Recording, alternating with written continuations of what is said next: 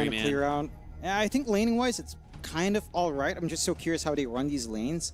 So it's going to be Jacroy as usual on the Gyro, the Lull on the Hoodwink. So you are stuck with a Varish 5. I guess the Zeus 5 is this new flavor of the day. I'm not fully convinced of the Reckonix draft. I can see the ideas on hand. Sama sih like juga right as you might see notice. They have really high tempo. Yeah, I mean, the Undying lane, Shadow Fiend lane.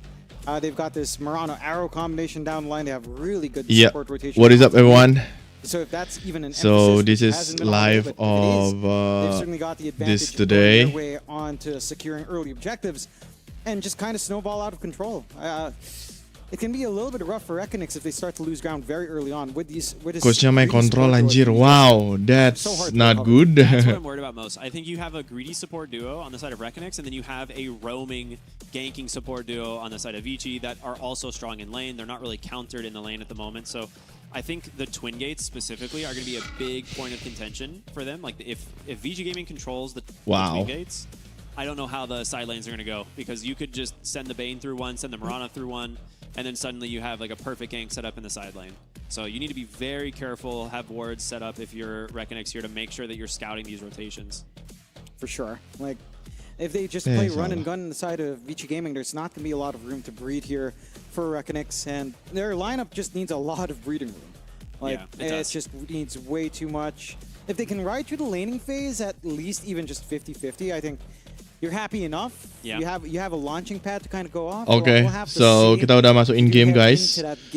So jadi buat teman-teman yang pengen menonton, jadi sebenarnya sih ini iseng aja sih buat ngetes koneksi aja sebenarnya. Thank you guys buat teman-teman semuanya yang sudah mampir di sini ya guys ya, karena memang aku berusaha juga untuk ngebenerin channelnya ini juga. Karena terlalu berantakan juga by the way, and yeah, so here we go.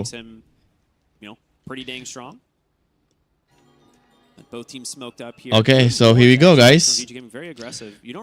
Terlalu agresif kita lihat juga di sini untuk Sinkyu dan juga Jigroy once again. Dan apakah Jigroy, please Jigroy main yang bagus ya Jigroy ya. I feel like if you're Vici Gaming, you're kind of happy to run into that though. Like there's a lot of ways to play that, but better safe than sorry. Maybe you get away with a little bit of a cheeky steal here by the Lull. Shiro's around the area though. So. Yeah, I think Shiro knows that this rune's pretty safe. Just needs to avoid. Please lah Jigroy, main yang bagus ya Jigroy ya. Jigroy, main bagus Jigroy. Ini soalnya.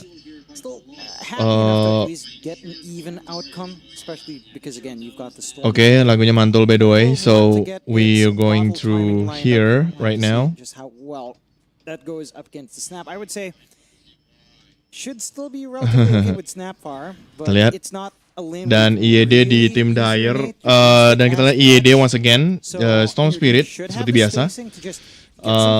Di main mid tentunya, so kita ngelihat juga banyak banget yang dari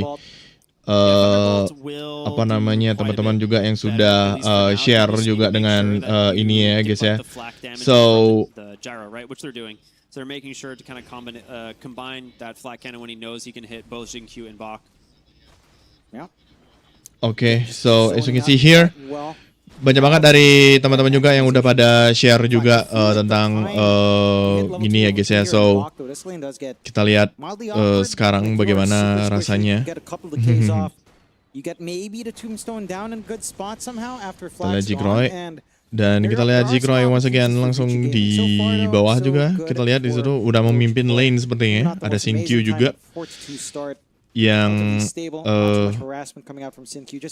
arrowing the creeps on the camp that they did not block, so trying to keep yang tidak di block juga tentunya. Kita lihat di sini. Free money and EXP for the Murano, which it's one of the few heroes left that does that, no? Like we've deleted that aspect from almost everything.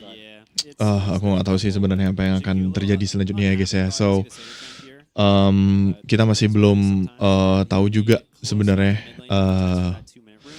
mau nggak mau mereka harus lebih tinggi gininya net worth-nya untuk di awal-awal, untuk di 5 menit pertama kalau bisa dibilang ya. Soalnya untuk line up hero-nya menurutku terlalu berisiko tinggi gitu. Soalnya cuman Doom doang yang paling alot di tim Reckonix by the way. Sedangkan di Vici Gaming ada 2, ada Shadowfin, ada Nevermore sama Dirge. Yang dimana Dirge ini bakalan mendominasi juga gitu. So we don't think that this is going to be a good game or not, but menurutku ini bakalan akan menjadi snowball sih buat Reckonix by the way. So we don't know what's going on right now, but ya pokoknya seperti itu sih.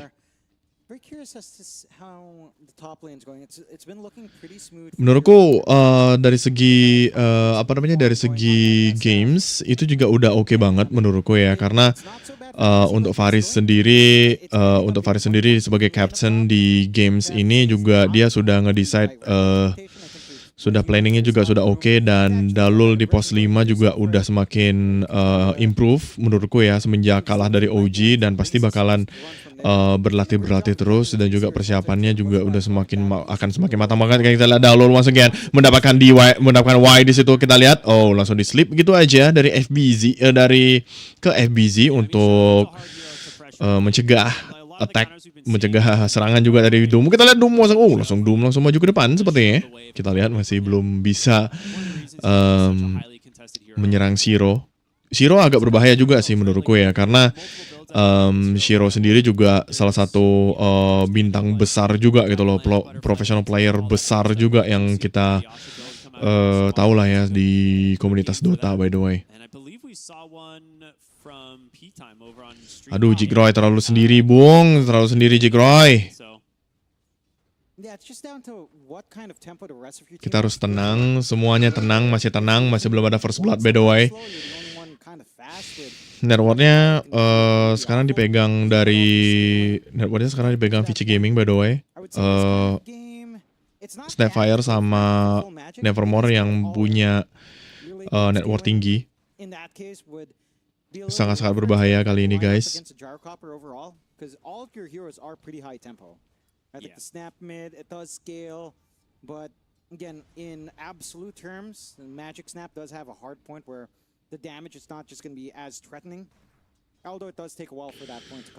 Kita lihat juga dari segi ininya juga harusnya masih belum bisa maju ya lah ya. Kita lihat di sini once again XM sangat berbahaya sekali movementnya, dan kita lihat Indio Dream sangat kesusahan juga untuk dapetin last hit. Dia di posisi ke-5 by the way. Kita lihat langsung Indio Dream sangat-sangat berbahaya tentunya. Oh, kita lihat Sinkyu mendapatkan double first blood juga dari Dalul juga tentunya sepertinya. Sepertinya tidak melihat miss ya. Shadowfinnya langsung pindah ke depan dan melihat ada timing yang sangat oke. Akhirnya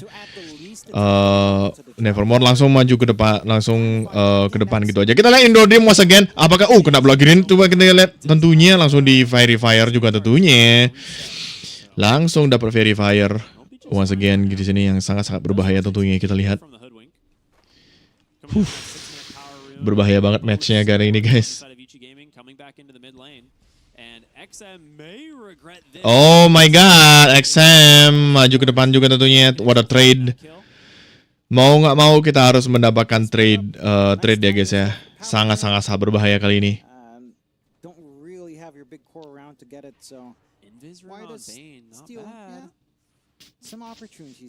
Oh kita lihat Dalul sendiri.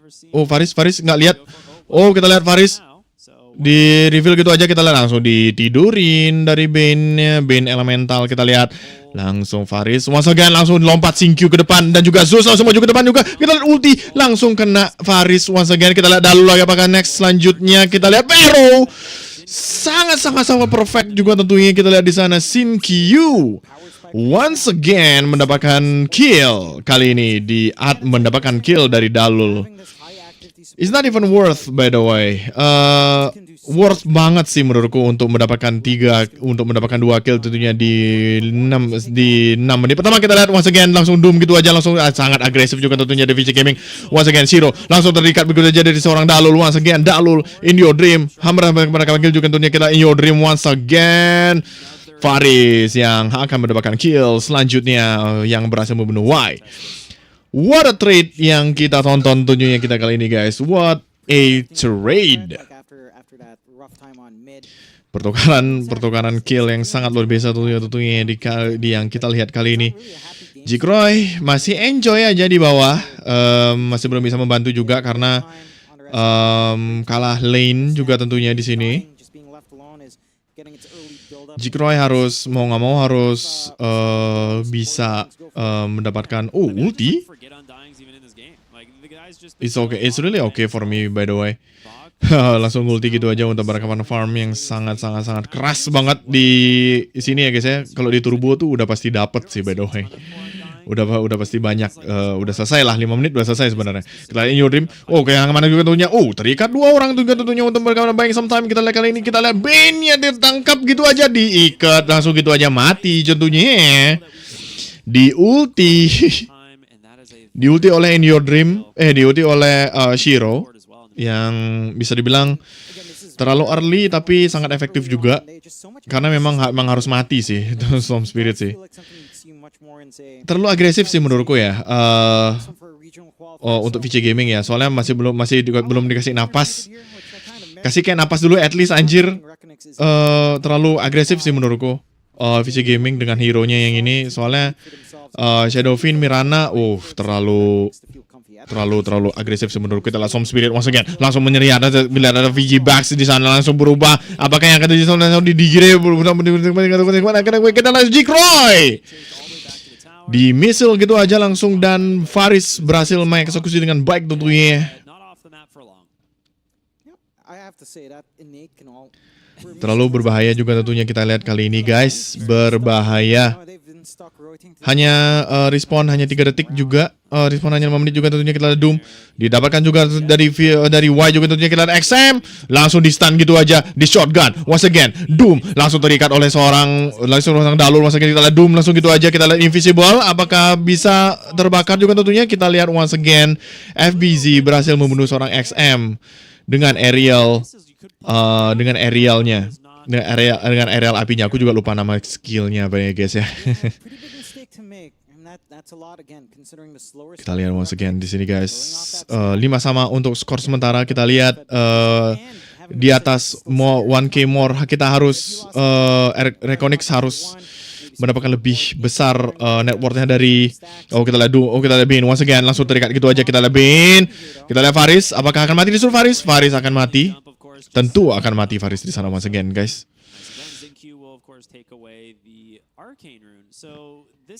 Agak berbeda ya kita lihat deh Reckonix dengan Vici Game, Reckonix dengan Vici Gaming gitu, profesional dengan profesional gitu. Oh my god. Damage yang sangat luar biasa juga tentunya kita lihat kali ini guys.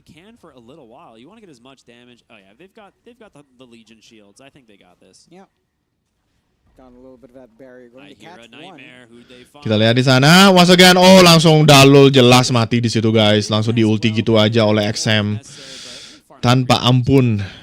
Terlalu agresif. Kita lihat Indo Dream once again langsung maju sendiri di sana kayak PUBG. In your dream. This is not PUBG by the way guys. Jangan bermain sendiri ya guys ya. Wah kayaknya gagal lane sih kayaknya mereka nih.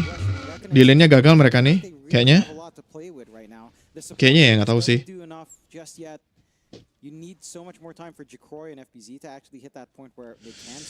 Sangat berbahaya kali ini guys. Match yang sangat luar biasa. Match yang sangat berbahaya yang kita lihat. And once that pipe is up, you do have issues. Like the physical of your Gyrocopter is going to take a long time to reach the point where it can just melt heroes. At the very least, no defense coming out for bot. So 2 towers by 12 minutes. That's not bad. I love the rotations, like bringing the carry on through just to secure the tower. Aduh. They know they're a lot stronger. Udah 2 tower hilang guys. Anjir udah 2 tower hilang nih. Level 6 on Zeus as well as the Hoodwink. Gimana nih guys? Gimana nih? Ton of burst damage that comes through. We'll see if they can actually find a target though. Shiro, kita lihat level 6 dari Hoodwink. Kita lihat Hoodwink level 8, kita dapetin gitu aja. Kita lihat Shadowfin once again broken. Oh, tapi tidak dilanjutin guys karena melihat ada coklat. Kita melihat ada Bane yang sangat berbahaya kali ini. Wow, bahaya banget sih Bane-nya sih di sini sih. Beneran deh. Ikat-ikatannya tuh. Aduh, Jigroy jadi target selanjutnya. Kita lihat Jigroy sendirian aja Jigroy. Apakah ada Jigroy selanjutnya? Kita lihat Dalul langsung di-sharp gitu aja lama-lama di ulti. Kita lihat Shinkyu. Apakah mampu? Oh, ternyata hanya Hoodwink doang yang jadi korban untuk bisa menyelamatkan Jigroy once again di sini guys. Shinkyu masih berusaha untuk mengejar Jigroy juga tentunya. Kita lihat di follow up oleh Storm Spirit once again. Storm Spirit. Kita lihat scene dari Storm Spirit juga tentunya. Kita berhasil.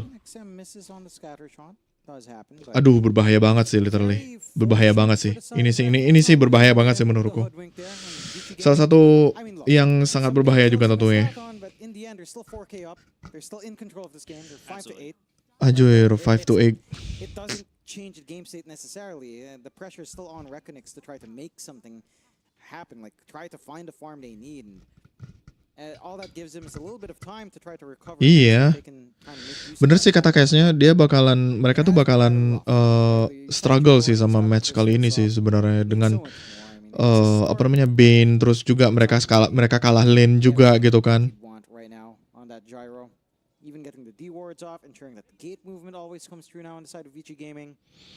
Kalah lane juga gitu kan, and wah. Aduh, terlalu hello lane. Kita lihat langsung udah dapat udah dapat Atos lagi anjir. Itu si Shinkyu. Aduh. That's when we're going to be seeing this team look for kills all over the map. Like Bane will be setting up everything. Yeah. And again, it doesn't take them too long to do it over and over and over. Oh, what the hell, bro? That's the one great thing for the side of Vici Gaming. Cooldowns are so damn low. You're not really constrained to too much. You don't really oh my god, bro. Holy shit, bro. Dude, what is Shinkyu doing? How does he have this much gold? He's got Essence Distiller and he's like halfway to his mech. This guy's just been farming, but he's involved. He's 3-0 and 5. 3-0 and 5. Kita Jigroy farming terus. They don't even need it. They'll just go ahead and commit the spell combination. He's gonna try and do Jigroy, what the hell? Oh, betul kill. Once again. Oh, dapat langsung XM. Mirana mati juga di sana. Kita lihat Dalul once again. Dalul seperti carry sepertinya langsung di ulti gitu aja, terlalu maksain. Kita lihat Hoodwink once again. Apakah bisa escape kali ini? Kita lihat escape. Oh, Dalul once again lagi dapetin. Oh my god, bro. Bahaya banget, bro. Yeah, you find one. You dance around there in the lull. You waste time. You're buying space for in your dream. I think this is the bigger part, right? Like Gyrocopter is important, yes. But right now, it feels like the fact that the Storm can't really play is a bigger issue, right? So you want in your dream to have some way of feeling comfortable enough to jump in. He's got the Kai up. He's trying to go for the Sanj next. You've got the Blink BKB coming out for FBZ with really just the drums on hand. So it's still a long road to go for Reckonix. Wow, bener sih kata casternya. Dia perlu timing juga. Udah punya Kaya sama Soul Ring dan bakalan bikin Singe juga. Yasa and Kaya. Singe, Kaya and Singe.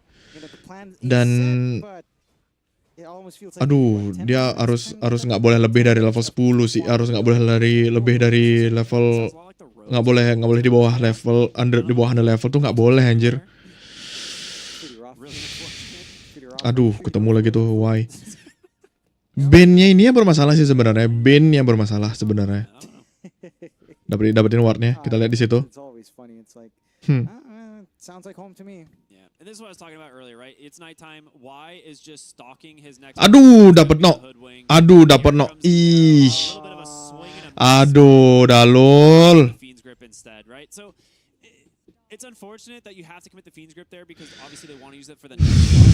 It's like that should have been like Dalul, bro. Fiend's grip into another, but bro, that's so stressful, bro. Elevation might mess you up. I'm just gonna use that as oh my god. Dapat lagi doomnya anjir. Kena lagi no. They'll pop the Moonlight Shadow and they will look Kena to- panahnya dia baru abis TP. We got some TPs in. Reckonix, We'll back off. in your dream. Yede. Very calculated from Kiki, from Mr. IYD. Yeah, he knew. He knew. Mr. Kiki IYD. Newly married man, he has a Here's family the with Carol. next attempt. Aduh, kena tuh. Nggak bisa ngedum tuh, nggak bisa. Pop the pipe. There is no way to engage from Reckonix here. They are hitting their timing perfectly on Vici. All the while, Shiro just Game farming 1 it. guys. They're gonna try and punish Yuk, this. level 13 bisa yuk SF-nya. Keluarin ultinya. Ult SF, no. Thunder Gods Nice one, Dalul got kill. Nice job. in your dream, putting in some work here, but Oke, Reckonix dia got kill. Once again, Sinkyu. Aduh, anjir, Sinkyu.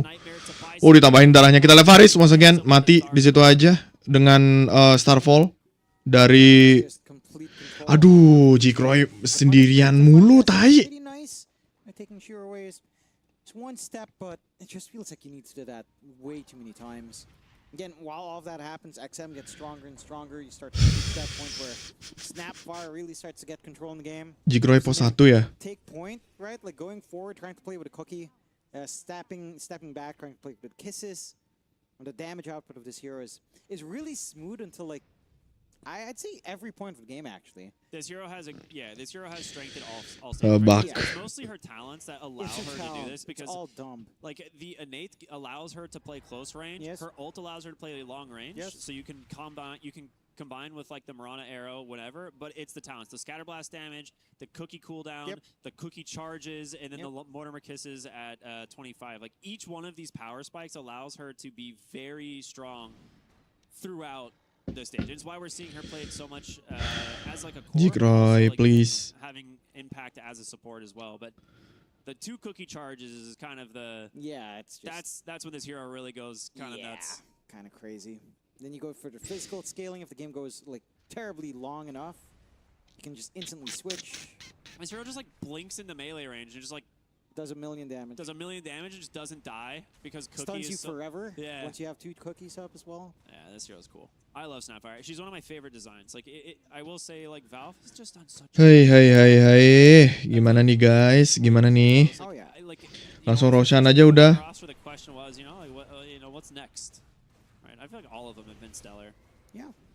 Stellar take of Roshan as well. Side of Reckonix have no way of contesting, so Still nighttime, right? Yeah. Right at the end of nighttime, before it's gonna move, you can use this to then like position for Tormentor. Like that 18-19 minute Roshan into Tormentor. Damn. Is a classic play. You've got Undying Tombstone here to tank it for forever. Dapat Shiro yang dapat Shadow Fiend. Shadow Fiend, he'll grab SF siapa namanya? Nevermore. Nevermore yang dapat. We're almost to the Blink Dagger on XM, 20-minute power rune. I mean, everything's going well for Extreme. They lost 20 menit, 20 menit power rune. Apa dapat? Oh, ternyata Arcane. The objectives are starting to matter. Aduh, mereka Roshan, tapi mereka di bot. Vici Gaming. Jungle It's just bottom. relentless. They do get scouted out a little bit with the Thunder God's Wrath. They're looking for the Torment. That was a Tormentor, Thunder God's Wrath for sure. They're like, come on, guys. Maybe they're on Tormentor. Maybe they're low. But unfortunately, they are not. They'll just go ahead and settle for this Tier 1 tower top. Your Tier 2 bottom, though, will take a little bit of damage. They pop the fortification. Anjir. Yeah. Bisa kok, But bisa. that commitment Bisa ambil still tower there, 1. Vici Gaming, and they're not backing off. They shouldn't. Oke. No, Right. there's They're no so reason strong. to. Reckonix just lack the tools. Again, you're getting decent farm out on Jikroy. You've kind of fallen really behind on FBZ and on IYD. Like, the fact that the Storm there's is the blink. bottom network. Aduh, I was Faris. literally about to ask. I wanna see Aduh, the tapi at least bisa gocek ya. Mati jelas Starfall-nya. Oh, Storm Spirit langsung maju ke depan. Kita lihat di sana. Aduh, kena Eul anjir. This hero is so tanky. They're looking for Ziggy Nice. to grab him, but can they finish Oh, kena Doom. rotations in from Jikroy? They've got it. Nice. Now underneath this tombstone is doing a lot. And Aduh, kok XM kena. Aduh. Mundur. deck. Not a bad fight overall for Reckonix, but here's the Undying, right? The thing. Anjir, Jikroy-nya mati duluan, coy. He's dead, but Box back to fight. Yeah, really great innate to have. Just, again, recreating that time where we had minus respawn timer cooldowns. What a time. Yeah, so they decided, we'll give it back for Undying. It's in his name. Yeah. And Here comes Tormentor. I think the 3 of them can. You have a decent amount of minus armor from Shadow Yeah. Fiend and Little Shredder. Obviously, 3-man. scary sometimes, but the exception, right? If you have that minus armor, it works out. Yeah, it works out perfectly here. There's the Hurricane Pike. Full physical for Shiro, which I like to see. Yeah. Again, It works well this game. They don't have a ton of armor, right? Like No. your right clicks are going to do a lot of work here. Obviously, Gyrocopter, not really like a hero that has a lot of innate armor. But he's dealt with. Aku bingung juga sama apa yang terjadi, to guys. try to play in. I mean, you still have the Requiem for like counter control if need be. That doesn't even feel necessary. Go for the smoke out. They Such a still good smoke. have Aku lihat stream dulu ya. a bit of time in the Aegis. Maybe not the most in the world, 2 minutes, but Get another objective. Yeah. Push the aggression, right? Your Undying's ultimate is coming. Oh up my around you. goodness. Oh my Looking goodness. for Delol. Atos off the mark. Da da da da da da da da da. Of the cookie, so they'll grab themselves the kill, maybe the D-ward if they scouted on the high ground, but it's so easy for them to engage. Like Bach can Dan just jump kita in, lihat know di, he's got his team, he's got the pipe, he's super tanky on his own. yeah, there's nothing to take care of him. There's no burst options, no chain control that you can rely on here from Reckonix outside. Aduh, dapat 2 tower dia, no. And 3 malahan. Berapa tower tuh anjir? Tower bawah habis semua loh. Slow bleed, man. It really is. It's just been constant for Extreme, and every single time that they look to make a play, they're the ones. Susah banget mereka farming sih. Farmingnya susah banget sih mereka nih. This is like some damage. kind of copium in a way. It's like he's gonna farm to an Aghanim Scepter now, but Yeah, sure. it takes a while. It'll take a while. Aduh, Oh, Faris. also Yule's an arrow. Aduh, kena lagi Clash Storm Spiritnya. Iya deh, what the fuck? It's gonna be very close. They get some with the Atos. Aduh, nambah lagi Faris lagi nolongin. Aduh, 2 kena, cok. Assistants will die as well. The chain CC is perfect. It's just insane. Like again, the cookies, the Yule setup, self setup for the arrow, which Dude, is he's a classic. so farmed. He just passed the Storm Spirit in that Yeah. work. What? How does JinQ do this? I feel like this is so like such a common thing for him. Yeah, he really is among the most scalable fours. I think is the way to put it. I mean, he's an amazing 4 overall, but Yeah. where he really trying Yeah. to he finds the space Another to smoke. get all these items up. What are you gonna do here? Nge-smoke inside mereka, no? Reckonix? You have Doom back up, but feasibly you Doom 1, you kill 1, that's it. They're going for the gyro. Padahal 30 loh Storm Spiritnya anjir. Hoping he's still up here. The flak, they'll see it now, and that is a beeline for the gyro. They're gonna blink right on top of him, and he is. Balik, harus tuh balik tuh, harus tuh. Heroes coming in from behind. Clay, Jikroy, what the fuck Jikroy? This is not A PUBG. little bit of damage going his way, but not enough to deal with that. Aegis gets claimed. We're about to. Aduh, Dalul lagi no. Nighttime, Clay, Dalul, what the fuck? and then you have to deal with the Bane once again. Nggak bisa jelas langsung kena Eul Not mati. able to deal with this. To make sure they have the vision. Mati. And plenty of damage with XM. Terlalu nge-feed cuy, terlalu nge-feed. Managing to get 3.8k net worth off of the Aegis plus 2 buildings. I think that's great decent for chunk. first Aegis. For sure. Most first Aegis like is a farming Aegis. I would say in Aduh, Clay, nge-feed dah mereka nih. Okay, we got this, let's go farm for Neh, 5, 6 minutes, neh. see how it goes. But to immediately be able to turn it into multiple tier 2 towers, you take that every day of the week. Yeah, just a lot more early activity. I think normally it's what, like a 2k advantage swing. You see what you expect from first Aegis 3.8. It's just quite a fair bit. Nggak bisa nih. Buildings. And again, 3 orang networknya 12k cok. yeah. Networknya 12k nih. Level 18 Like BKB. I want to see what no. Jikroy has right now because I feel like this gyro has been left. I mean, you know, he's died. He's had a little bit of a rougher time. He's had a 7 That's not bad. Susah. Jikroy ini terlalu certainly isn't just yet.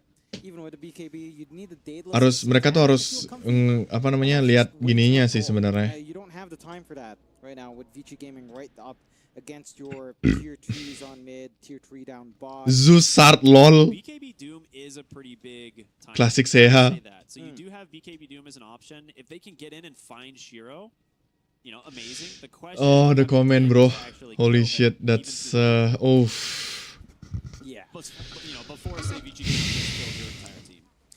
pretty much. Like the initiation somehow has to be perfect. There must be some fragmentation out from the side of Vici, which we haven't seen really. SF-nya A sampai AFK anjir. On the side of Vici Gaming so far. Oh my goodness. What do we have in your dream now?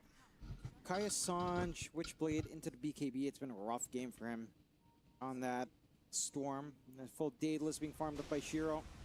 Scouting out. Yeah, Moonlight Shadow to try and give some vision. Bisa tuh. Will go down, puts himself in the tombstone. Will come out. Nice. Stunned up. Arrow, it connects onto the Connect lagi kena Jikroy, Ci. Anjir, Sinkyu jelas mati Jikroy.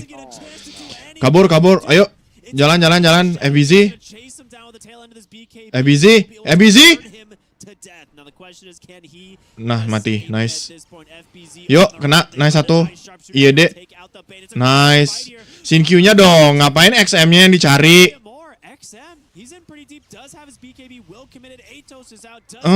Kena stun. Mati. Kena shotgun. Mati. Sinkyu-nya. Sinkyu-nya tuh lo lagi. Oh, kabur-kaburan.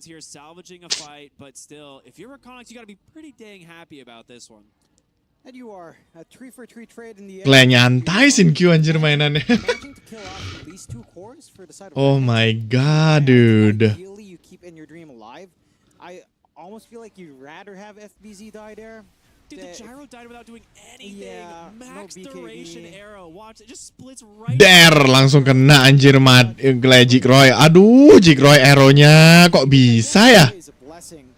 Yeah. But it's just FBZ getting that doom off on Shiro before he. Tapi at least mati sih itu. Tapi at least mati SF-nya sih. So long as you can isolate away. Anjir lah, fuck banget sih, literally. There is a way to play it. It's not particularly clean. It's not particularly stable. But it does work. Abis itu langsung BKB. Masalahnya tuh dia nargetin XM gitu loh, instead of Sinkyu gitu. Sinkyu problemnya masalahnya. Nggak bisa udah nggak bisa itu. Kenapa dia nyari? Mati dah lagi nih Faris nih. Nih. Godlike udah. He's going the attack damage. He went little shredder targets the whole time. XM wants to scale. He's like, we got the minus armor from the Shadow Fiend. I'm going scaling right clicks. I like that. It's an option. Didapetin, tangkap langsung. Tidurin, setun, di shotgun, langsung di ulti gitu aja. In your dream, nggak ngapa-ngapain. Aduh. Oh no. Yeah, this is. I mean, there were some moments for Reckonix. It's getting harder and harder to see them kind of pull those moments off again. Another Roshan coming out, Vici Gaming on the tail end of nighttime once more, kind of the same time. Aduh, dua dua dapat gini. Taking too long to find that Reckonix. All you can do is just kind of farm up, use that space. Aegis goes to Shiro. Udah dua dapat gini. Roshan anjir. Menit 29 lagi. These rotations in nighttime, if you have a team that can kind of follow up the nightmares or the fiends grips and just like all in a hero, it's so good. And their only cancel we talked about really is the Nimbus. Yeah. Like reliably, and he's been close to farming the Aghanims. I mean, we can check the Zeus again, but last time I checked, he had 2 or 3 of the components. Yeah. Okay, yeah, so he's 100 gold away. Like, it's coming online. It's just taken 30 minutes is the downside. Yeah, it's way too long. Like, you definitely wanted that in a good game, maybe 5 minutes earlier if you could have, but even then, that's optimistic, I'd say. Feels like a perfect game kind of scenario. Vici Gaming for their part, and they've got their own BKBs coming up. Yeah, you've got Susah nih. tools to kind of consider. You've got this option to start going high Susah ground nih, now, coy. which is number 2. You can see just how much damage susah has been banget dealt. ya. Like, this Snapfire is just such an Susah insane nih. hero. Beneran susah nih, guys. 3.5k output overall in this game. On the physical build, Susah. right? Like, Susah beneran. the 15 talent, Kelasnya kelas profesional anjir. with the magic, right? Like once you go into level 20 with the right side talents, like it's fine. You're getting all the right side at that point, but at level 15 to take that other talent, the extra attacks, and still have that damage output, because you're missing a lot with like the cookie cooldown gone. Yeah. It's still crazy. This hero is overtuned in talents for sure. We'll see what they can do now as they push the high ground with the Aegis in hand for 3 minutes. The banner is there, of course, if they want to try and drop it. We'll see if they want to. I'm surprised because you did have catapults, so just kind of let them die. Maybe they just feel super confident. Aduh, udahlah, reset. Save the banner for that one, maybe. Smoked up on Reckonix. They're looking for their opening. Shiro backing away at the moment. The Aghanim Scepter finished up on Jin Q. Aghanim Scepter finish. This is such a huge Aghanim Scepter. Just so much farm on this guy, so much damage, so much vision coming out now as well. It's the scouting, right? As well, like you just throw this and you're just like, oh, okay, well there's some heroes up here now. Found them. Yep. Nice and easy. I mean, for Reckonix again, I'm still trying to find Susah, Dragonlance di backpack, XM. I mean, I see the components, so I'm assuming he has it. Yeah, there's the full Hydra's Breath. This is a big point. Hydra's Breath udah selesai. Udah lit banget ini. Nih, kena dapet, kena langsung mati udah. Oh, langsung si fast guard ABZ once again. Apakah punya paling?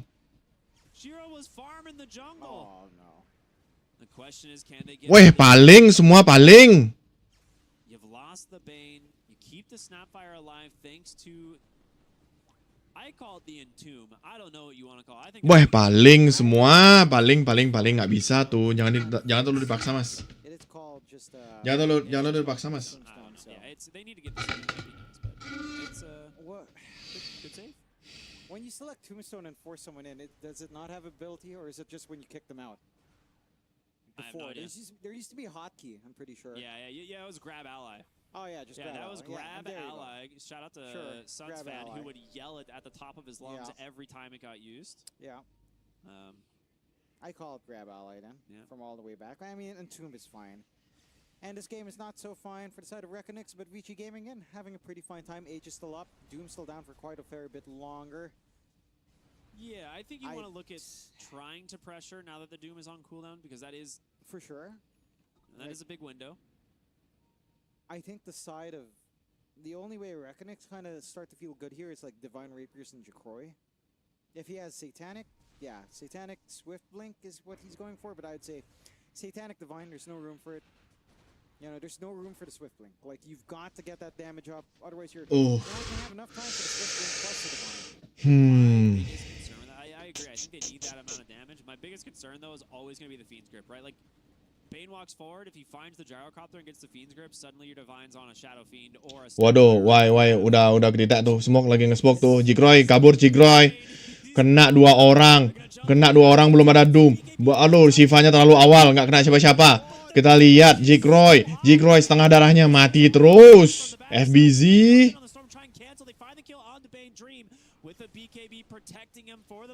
Aduh, paling.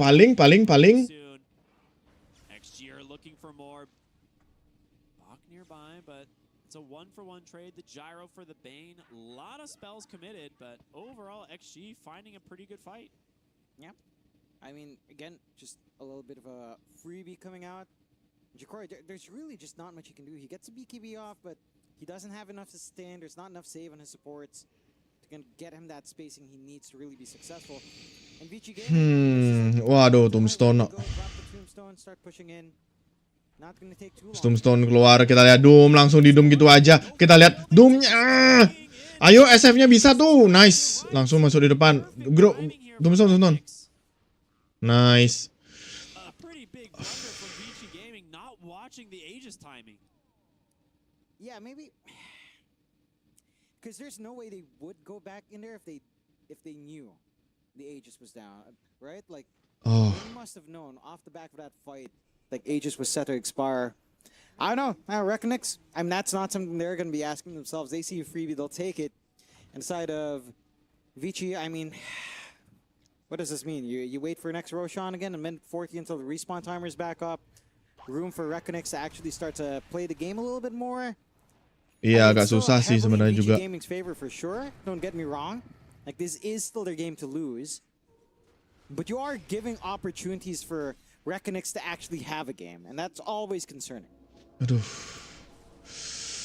Yeah, I mean, their teamfight damage is pretty great, and the Storm Spirit has had an incredibly rough game. But the longer this goes on, I feel like it's going to be quite nice for him. Like, if he can actually find the Mirana or the Bane in these fights, he's got the Nimbus there as well to scout for him with the, Thunder God's Wrath. Like, Dream can go in and kill heroes. He just needs to not be the hero that gets caught. So Yeah, I mean, if they can stabilize. YD, please lah YD, pakai kacamata lu jir. Kenapa lu nggak pakai kacamata? That they do. If they can keep finding opportunities like that, we'll have to wait and see. I mean, in the end, Vici Gaming, and they're in the driver's seat. They can literally pick and choose what to do. And at this point, I'm sure, let's wait for next Roche. Tombstone, Tormentor, Sustain shard up for Y. So gets himself a little bit more utility with, I believe, the Brain Sap. Nice to play. Octarine plus tapi ada the nggak talents up here. di Bot, Dota that ya? is ridiculous. On the Tombstone and on Decay, it's quite funny to see that every 1.6 seconds, if I recall, right? Yeah, 1.5, sorry. 1.5 DK. Attack speed. Aduh, udah late banget ini 37. Gotta love those pendulums. I mean, the pendulum's so good against the Doom. It's such a broken item. Yeah, I mean, conceptually, damage delay has always been really strong, so I'm not super surprised that heroes still really like picking it. But yeah, it's just insane that it's RNG at tier 4. It's like, I agree. At that point, it should just be there every time, and that should just be the only tier 4. Yeah, I mean, there's Conjurer's Catalyst if you're a Magic dealer. Bach just blinks into 5, pops the BKB, the call down is there. The Reckonix draft is winnable, but they are so bad. Again, can they get him out to safety? He's falling down to half HP. They've already Aduh, Xingqiu-nya tuh loh. Tombstone down, but BKB finally coming through the jump back the other way. They're going to try and grab these kills. Big Vortex out from Oh, nice hero. Oh, nice YD. Oh, Jikroy mati jelas. Goodbye. Reckonix, they Aduh, Ogle damage-nya no. Oh, man. It was the Snapfire all along, baited by Shiro on the Shadow Fiend. But Oh my god. Dalul play save. That's a lot of decays. Wah, damage-nya bro. Damage-nya Snapfire anjir. And there's no stopping this high ground now. No buybacks in these heroes on Reckonix. Vici Gaming, they didn't have to wait for that HS after all. You know, wow. Wah, nggak bisa sih. GG sih ini. And for the side of Reckonix, it's going to be interesting GG sih ini. How they start to adjust in the next game. Because I would maybe a little bit of a drafting issue. It felt like they got a little bit lost with what they'd want to kind of pick up. I think they locked themselves into the Doom really early. And kind of just ended up with way weaker lanes. The support duo pick that they found just has not achieved as much as you'd wanted to in this game. Not calling it just yet. We'll have to wait and see how much longer they'd want to hold out or if they find an opportunity. And so far, so good for the side of Vici Gaming. Mega creeps up. Next, Roshan up as well. Roshan up juga. Nih, udah nggak bisa dah. Wah, nggak bisa sih ini.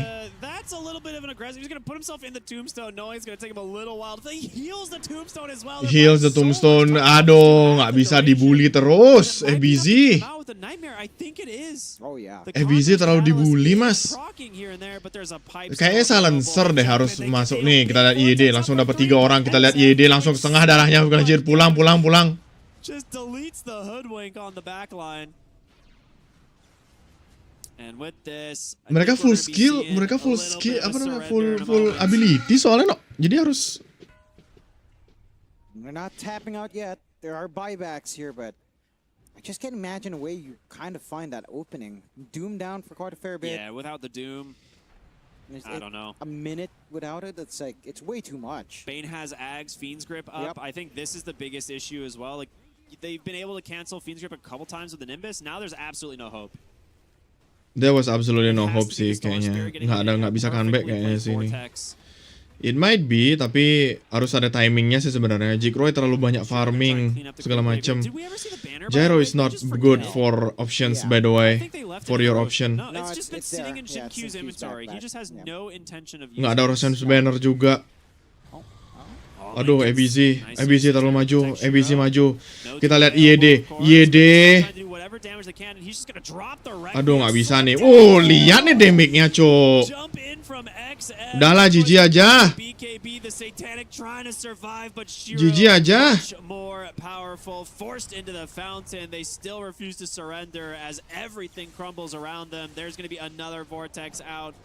Reckonix trying their best to keep their GG udah. XM will go straight into the fountain. GG. Finish the job. GG comes out as a full team wipe. Will take it.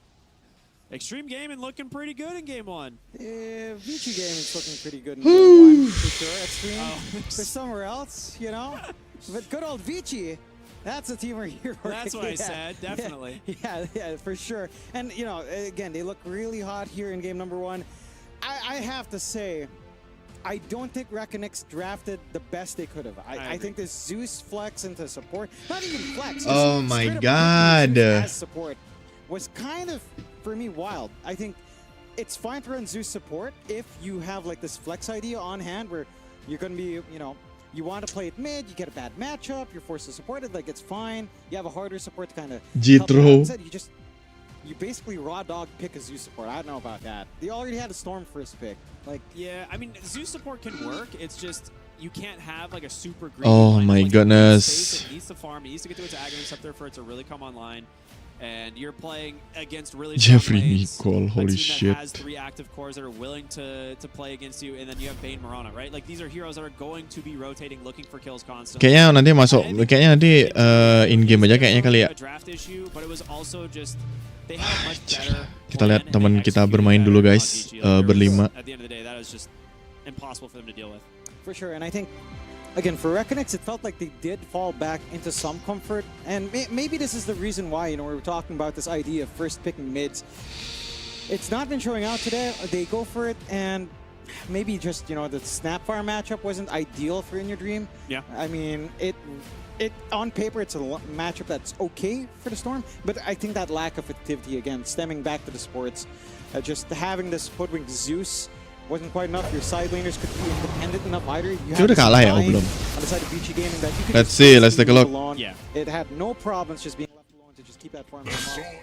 And yeah, they just Kok kinda 40 ran it. 40 ya? I want to see for Reckonix Why? in the next game. Why? I was out watching the sidelines. Waduh, layannya mati guys. Cappadocia, where is? Oke. Kenapa dia nge-cap 40 ya? Why?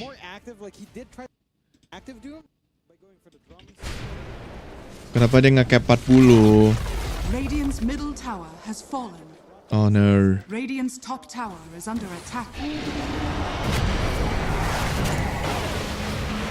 Kok dia nge-cap 40? Oh, kita lihat DK-nya. Once again, CEO DK. Oh, tentunya kita lihat Magnusnya. Once again, langsung maju ke depan. Kita lihat di BKB gitu aja. Nggak ada efek sama sekali. Dipecut sama Ringmaster. Langsung di-delete gitu aja. Kita lihat di sana once again. Oracle dan juga Lion once again langsung di finger gitu aja. Namun tidak ada yang berhasil. Di menit 13 tentunya. Kita lihat CEO berhasil membunuh seorang Spirit Berakur once again di sini guys. Nggak bisa tuh Magnusnya. Langsung WK-nya Stereo Breaking once again. Balik lagi respawn once again yang kita lihat di sini. Dare. Jelas mati, literally jelas mati. Dare door. Why? Why though? Oh, apa karena ini ya? 40 FPS anjir. Holy shit, this is 40. That's kinda awkward. Dan kita lihat The Ranger maju ke depan, kita lihat di sana once again. Apakah bisa mampu level 14? Kita lihat di sana level 18 juga tentunya. Langsung kita lihat The Ranger once again langsung mati gitu aja. Oke, dia lihat Zeus langsung dipojok gitu aja. Kita diikat oleh Oracle once again di sini guys. Masih berusaha untuk maju ke depan. Kita ada dan Cappadocia once again maju ke depan dengan menggunakan Necropos yang kita lihat di sana. Kita lawan once again langsung Necropos once again disarm gitu aja untuk bisa mendapatkan healing. Kita lawan DK.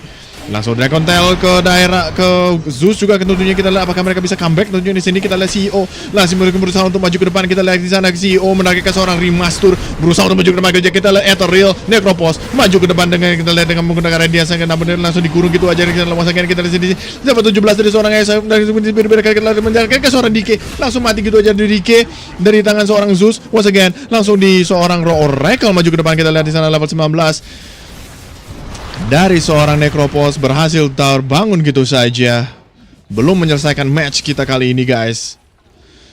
Sangat berbahaya di match kita kali ini guys. Teleport gitu aja langsung ke bottom gitu aja. Kita once again dari Cappadocia dengan menggunakan Radiance dan juga Boots of Travel. Dan ada null talisman juga yang ada 2. Kita lihat Zeus langsung mengefek sampingkan, kita lihat langsung third berhasil membunuh seorang Guinsu di sini once again di sini guys. Kita lihat once again, kita lihat ethereal gitu aja dari seorang ethereal gitu aja, kita langsung di execute. Once again masih belum bisa menggunakan, kita lihat BKB-nya masih belum bisa dikeluarkan, kita lihat BKB-nya masih belum bisa dikeluarkan gitu aja dari seorang. Oh, nah punya Necropos. Oh, Necropos ternyata nggak punya BKB. Aku kira ternyata ada keselek Magnus. Hehehe, gitu ya guys ya. Oh, kayaknya kebagi deh. Ini kayaknya nggak full screen deh. Oh iya, bener dah. It's a borderless window, jadi dia kebagi dia. Oke. At least kelihatan aja sih sebenarnya. 50 FPS is not a bad thing. Kita lihat Lion level 3 langsung di push gitu aja, kita lihat DK once again. Jadi tank juga di sini, kita lihat once again apakah mereka mampu. Tentu belum, tidak bisa. Enggak ada dikasih waktu anjir. Kayaknya cuma 15 menit doang enggak sih? Belum ya? Belum ya? Oke, kita lihat langsung third gitu aja Magic. Mereka kayaknya akan push ke bottom sepertinya. Kita lihat di sini. Oh, kita lihat Ranger langsung disalin gitu aja. Oh, kena salin rupanya. Kita lihat langsung di ulti. Apakah bisa didorong? Tentu didorong gitu aja langsung ke arah musuh-musuhnya. Kita lihat once again langsung di sini. Apakah kita Ranger langsung mati gitu aja. 48 itu bisa kembali respawn. Kita lihat level 18 juga. Kita lihat Zeus dan kita lihat Necropos. Rotunjere harus mati di sana, namun WK tidak mati juga di sana. Kita lihat DK once again langsung mati juga, tentu korban berikutnya. Kita lihat Lion langsung level 14. Oracle tentu menjadi bulan-bulanan juga di sini guys. Once again kita lihat semuanya mati. Ding ding ding ding ding ding. Semuanya mati ya guys ya. Semuanya mati, ladies and gentlemen. Semuanya mati.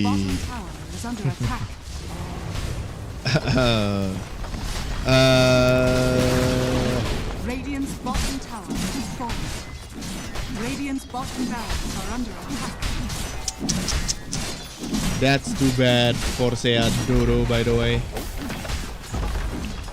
Radiant's bottom tower has fallen.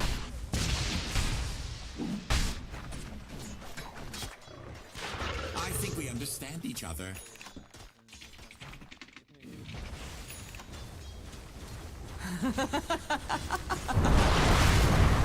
Kita lihat apakah mereka masih ada 2 tower sih di sini. Masih ada 2 tower di sini, masih belum untuk bisa dapetin mega creep once again di sini guys. Oh, lagi 4 menit. IQ. Can I see a lot of MMR? Not as much MMR. No. Anjir, legend semua ini. Pupei Ceb.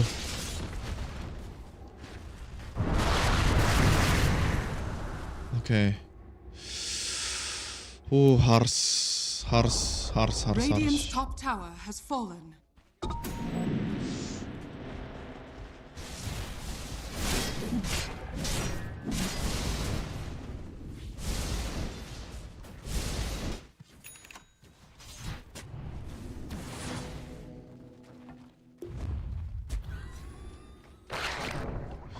It's a hard pill to swallow, boys. It's hard pill to swallow.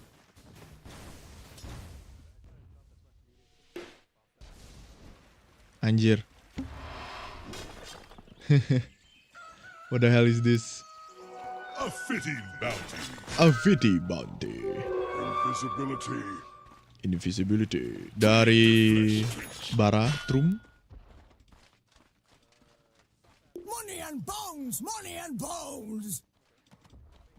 Masih belum dapat Roshan sepertinya. Masih nunggu. Oh, ini dia. Oke, jalan ternyata Roshan aku lihat. Kita lihat once again langsung gitu aja di blar.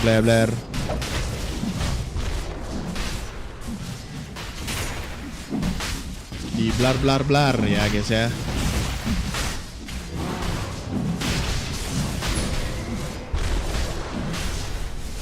Roshan has fallen to the dire. Kok nggak ada yang ambil?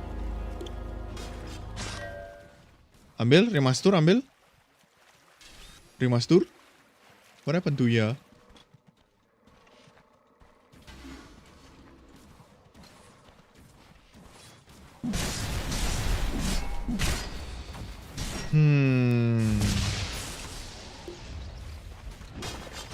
Radiant's top tower is under attack. Udah nggak bisa dah nih. Dapat ward. Found some ward here.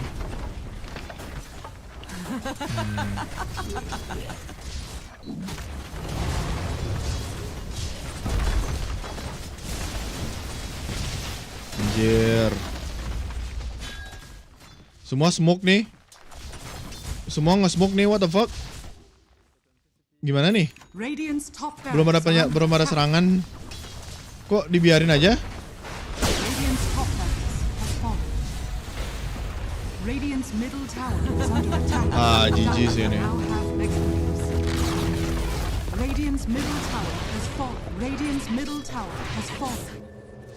Radiant's ancient is under attack. Oh, udah sedikit. Anjir, towernya masih utuh cuy. Nggak boleh sebenarnya. Agak susah tuh.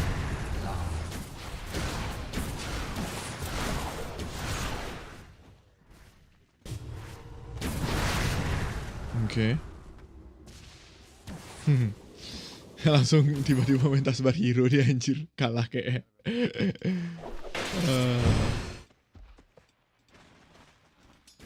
Oh my god. Susah sih ini, Mega Creep sih, udah sih ya.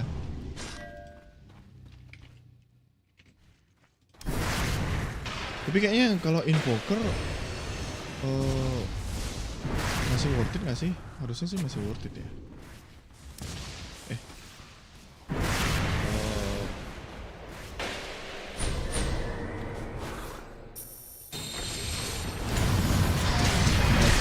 Mati sih kayaknya tuh. Radiant's ancient is under attack. Where do I train? I don't have it. Radiant's ancient is under attack.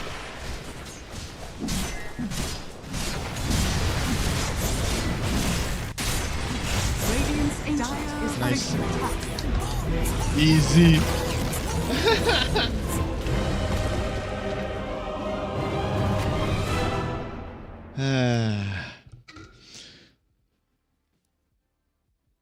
Easy 23 menit. Oh my god. Report aja lah orang-orang kayak gini anjing. Tolol. Orang-orang tolol ya.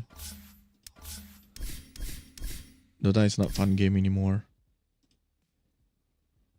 Masih ya? Tim Nemesis versus Parivision. Yamich Boom Larl.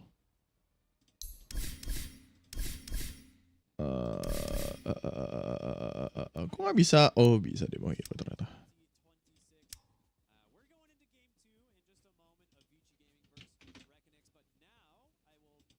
Kayaknya udah. To welcome Quixotics finally to Paris. It's been a few rough days for you, buddy, but you made it. We're happy to have you finally. Yeah, I ate John to take his spot. But Quixotics. It was a journey. Yeah. It was yeah. We don't have to talk about it. Today's, you know, it's Dota here. I had a lot of flights canceled though, so I'm glad to be here now. Yeah, I am committed. It's you know, it's always fun to be at the event, finally able to talk about. It's a huge venue, like, and there's multiple buildings, and you're having to like walk like. It's not like you just walk out one building and across the streets the other one. It's like I'm gonna go for a quick 10-minute walk to the next building or something. Like, yeah, this venue's enormous. Yeah, I was just looking around. I feel like if you're a fan coming, it's amazing because you can actually just see like so much. Like not even just Dota, like the way Dota's set up. I know you guys can't see it, sorry, but like you can, unless you're here, you can just see multiple games going. But then you're like, I like other games too. I just enjoy games. Just wander over. There's so many going on. What it's is really this, cool. by the way? Yeah, I think we have like 5 stages or something, 4 or 5 stages set up in this one. I haven't really seen it all. Yeah. I came straight over. You've been in the venue for like 20 minutes, so Yeah, no, it's cool. I love the setup. It's a lot of fun. There's actually a decent amount of seating too, so if you want to like just pop a squad at one of the different Mana ya? like areas, no problem with that at all. Yeah, there's a. I'm excited to go look around myself later, but mana you know, ya? first we got some Dota, got some games. Oh, I'll be honest, no. I only sort of saw what happened in game 1. Well, gitu to quickly ternyata. wrap up what happened, Vici Gaming, they drafted really strong lanes and essentially just bulldozed their way through slowly but What? steadily. Reckonix, very greedy draft, never really came together. They had a couple fights where you're like, okay, maybe there's some signs of hope, but not really. Like everything pretty much handedly went the way of Vici Gaming. Oh. Yeah. I mean, looking at the players on Vici Gaming, that style pretty much sounds right. Like, I don't think they're strictly out Oh, there. ternyata nggak gini ya? What Enemy's is this middle draft? tower Okay, I'm so has confused, fallen. right? Like, it's gonna make sense. You know, they'll do some surprising stuff, sure, but they are there to play some pretty solid Dota, make some good moves. I think Reckonix is the team that we are seeing start to make it to some of these Oh, tapi masih more ada tuh. international events. They don't always Play they super have- well. Yeah, they have some good showings at times, but Yeah. they haven't really made it past the group stage too much. I think once they got a okay. little bit going, but yeah, it's like they're in the proving grounds and they're really trying to show that they deserve to be Oh, here. nambah bisa Yeah, like nambah they've made it gitu to anjir. 3 events this year, and Oh, every holy single shit, one of them, dude. they couldn't get out of group stage, right? Like, so they're so close to making it to, you know, making it through. For and Spirit kind of bisa proving nambah themselves in the roster, banyak. like you're talking about. Wow, what the hell? Vici Gaming were kind of in the same scenario, right? Like, this is a team that they picked up Balkans and Q at the beginning of the year. And they were like, all right, we'll see. Obviously, they have a lot of experience playing together, this roster, of course, and it just wasn't clicking. Like they would qualify for an event, and then similar issue of like, oh, you know, bottom out of the tournament right away. I think they looked quite good after game 1, but they've still got a lot more to prove. Yeah, I think if you look at the players, like that's one difference already where I agree they weren't really proving themselves before, but you've seen the names, you're like, oh, they have done it in the past. So We it's got not some TI winners, and it's not a big deal or anything. so it's not that surprising if, okay, yeah, we start playing, we start figuring out, you know, I feel like the fans know Oh, they can do gitu it. ternyata. Absolutely. There's a lot of new names on Reckonix for the international stage, so we have seen some strong performances.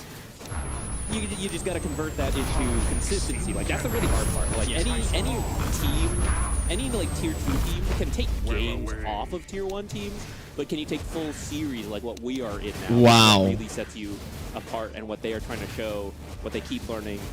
And I'm excited to see, like, they've been sticking together.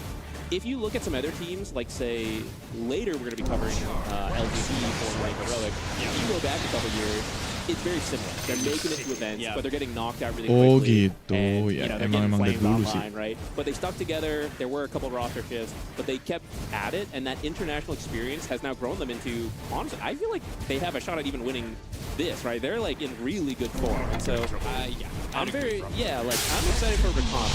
You know, like, I feel like we're in that stage of development, and it could be a very scary team as time goes on. Absolutely.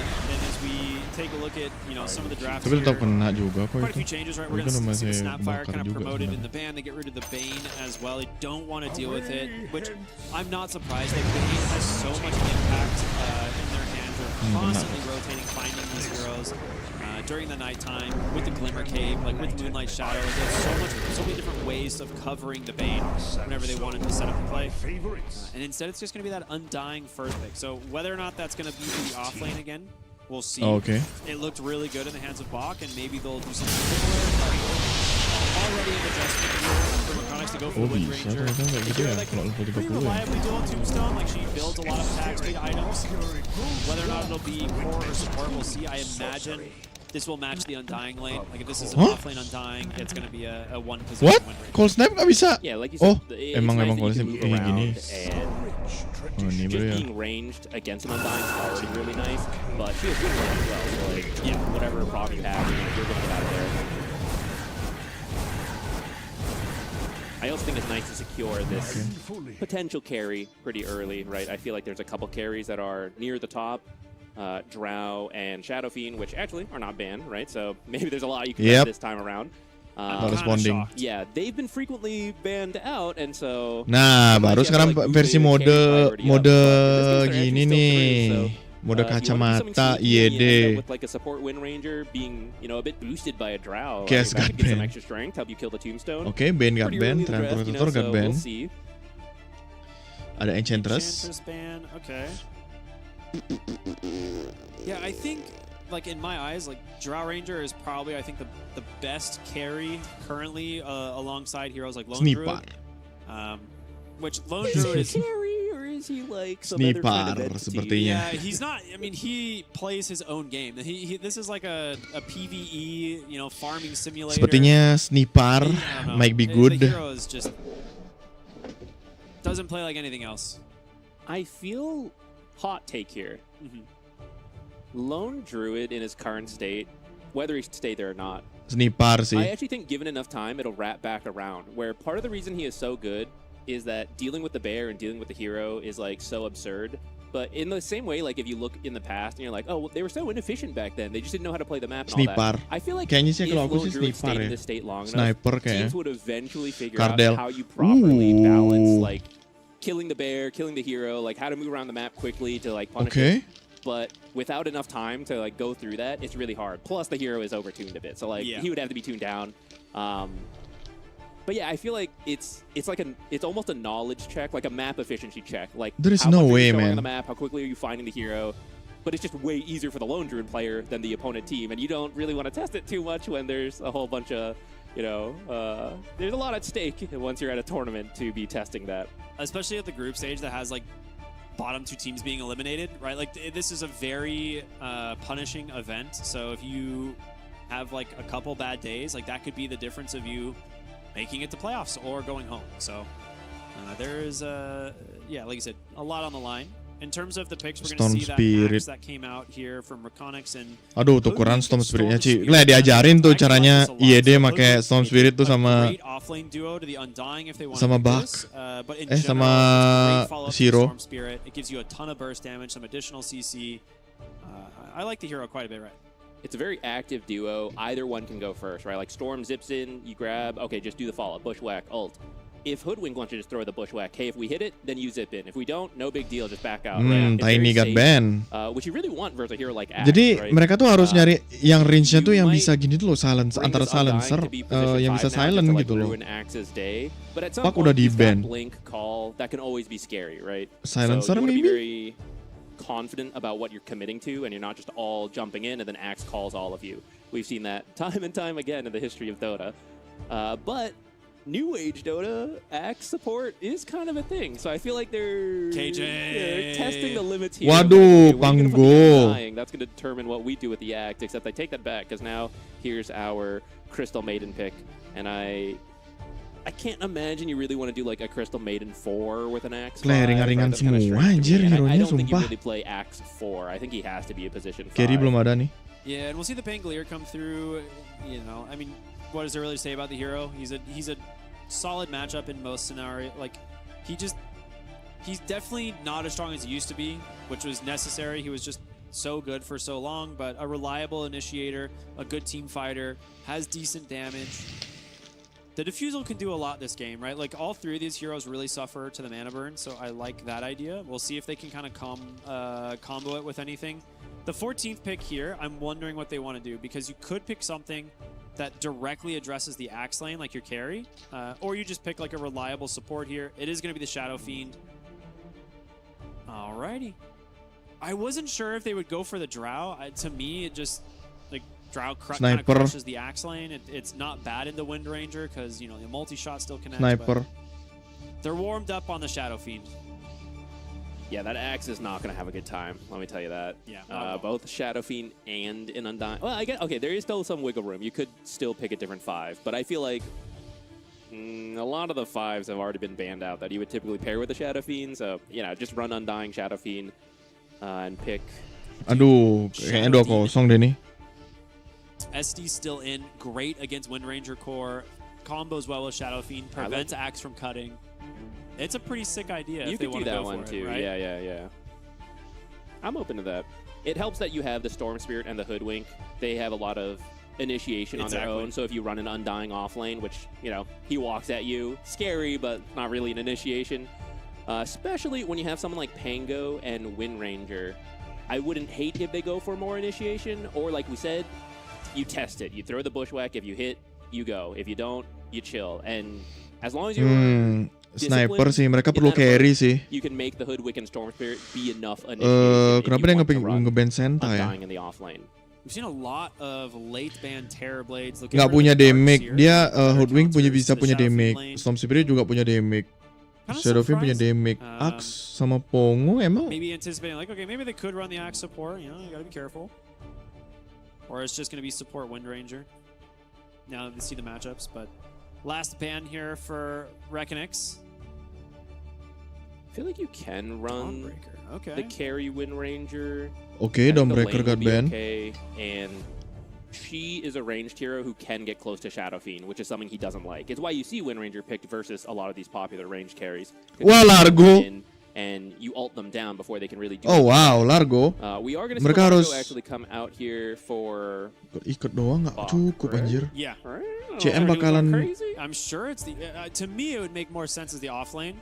There's not a lot to... CM bakalan jadi bulan-bulanan sih, bakalan dalul. Support, great at countering Axe in lane. Like, the suddenly battle hunger is just not a thing. So they have options. They can do either or, right? To be honest, you probably don't really need it. I think what this will be is just the Largo offlane, like you said. Yeah. And now that you don't have to rush the 10 seconds. Oh, the Ranger beneran. It's just not worth it. You still want to, but it's not worth it. You just do a very aura tempo lineup around an offlane Largo, which is something Undying is going to like. It's something these active carries, or active mid and support duo is going to like. And then Shadow Fiend is the carry who can get involved, right? Like, okay, you guys set the stage, I'll show up, I will kill buildings at 15 minutes, right? Not a lot of carries do that because they're still ramping up, but Shadow Fiend can do it. So I like the momentum they've got. I do think this Drow pick is... I mean, we weren't too surprised earlier. We were like, oh, Drow and Shadow Fiend are still in the pool. And here they are. She's a good hero, good versus the Largo. She has a silence, and it can hit multiple heroes. He can't save everybody. You got some anti-heal, which is pretty good versus Largo as well.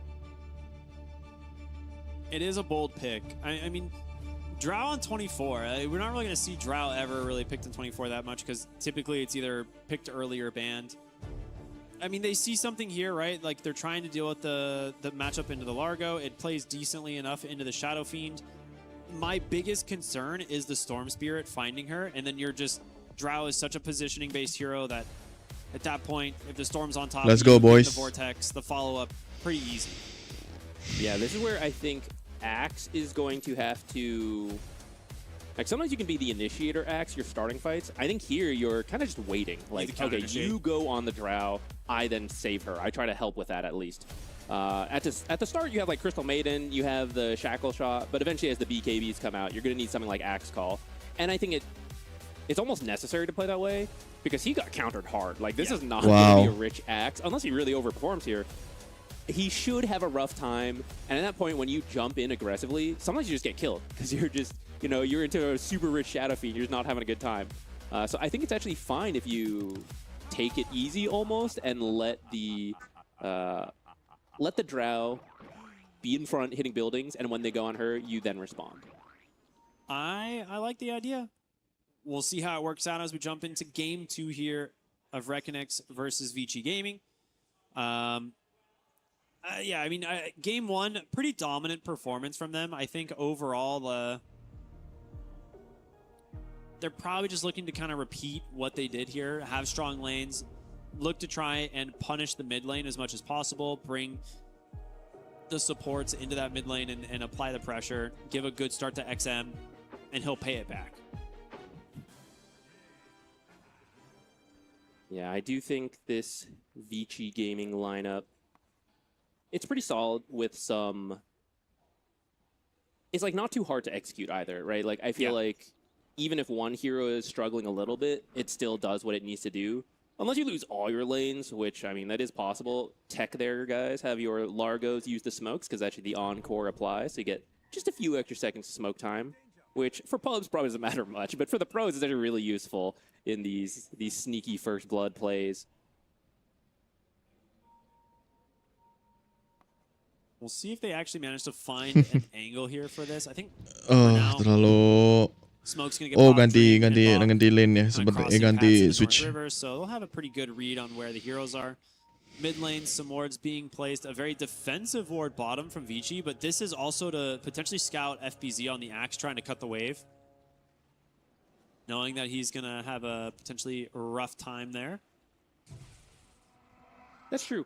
You kind of already know Axe. He's going to do some alternate laning, which actually is another good idea to then put your mid ward on that bottom side. Wow, Axe that's so good. And Wind Ranger can't really play that lane, then Wind Ranger is also going to look to do something, right? Yeah. And that could be going into that mid lane, try to help out that Storm Pango matchup, shift it in your favor, help with those runes, and you'll get a better shot seeing her with these two wards they've placed. Yeah, I like him. It's a good focus on the lane. Last game, they put a lot of attention on securing the water runes and eventually the power runes for their mid laner. Q scouted coming through this gate, takes a ton of damage. He's actually going to TP all the way home, knowing that the Crystal Maiden is nearby. It's going to be a long walk back top, and that's going to, well, we'll see how the lane equilibrium ends up, but typically when your support can't join the lane, it makes it pretty difficult. Yeah, Bach was able to get the lane to come back pretty early, so I think you'll take it, right? I mean, maybe you'd prefer not to lose all your health like that, but he also didn't die, right? So that could have easily been a first blood. That was a smart place to start the teleport. Good old catchy lick, providing a lot of extra damage. They get the frostbite into the frost arrows. Nice. Level 2 comes through. Oh, clear. Space, so damage Lasit dulu bro. being done.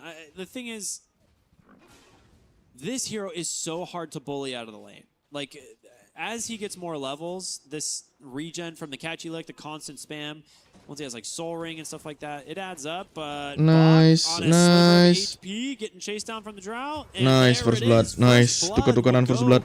To Jikroy.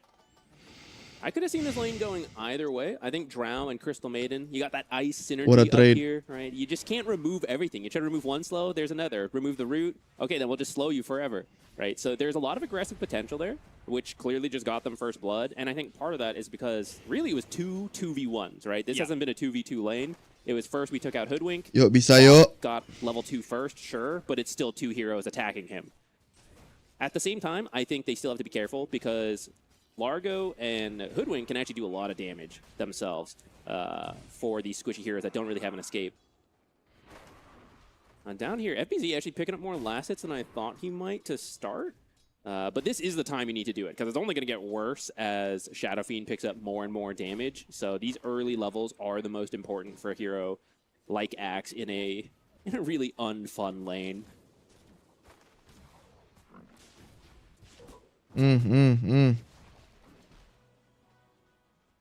Taking a look at mid right now, it really does seem like Storm Spirit has kind of built himself a little bit of a lead.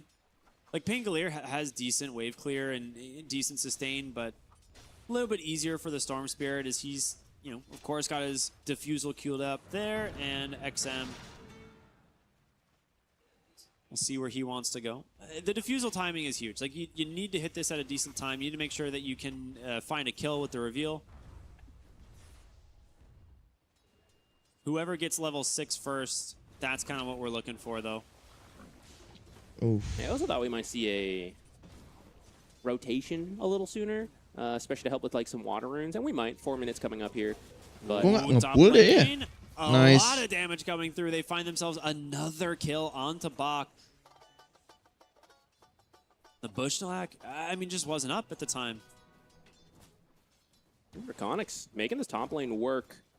I mean, this is part of the reason Drow has been so good, right? She is a very strong laner, and to be able to grab her at 24 is, like you said, very rare. May have stuck around a little bit too long. We're seeing some of the damage potential, but since those abilities weren't perfectly used in combination, she will get away.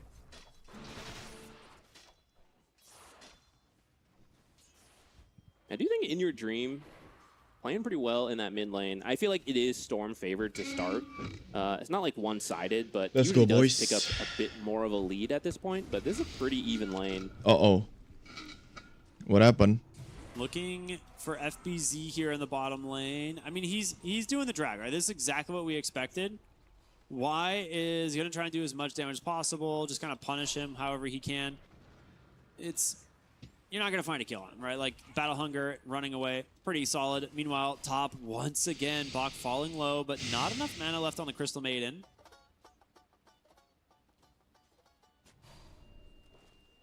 This top lane. Oh, what happened to his... be that rough for Largo. I feel like that first exchange we saw has really Lol, really affected that them. face cam. Oh, Storm Spirit, mid. Has a stick to survive. All right, Dream putting on a lot of pressure now. 3 points in the swashbuckle, a lot of damage to deal with. And he's caught up in CS, right? He's past the Storm Spirit now. He's looking quite healthy.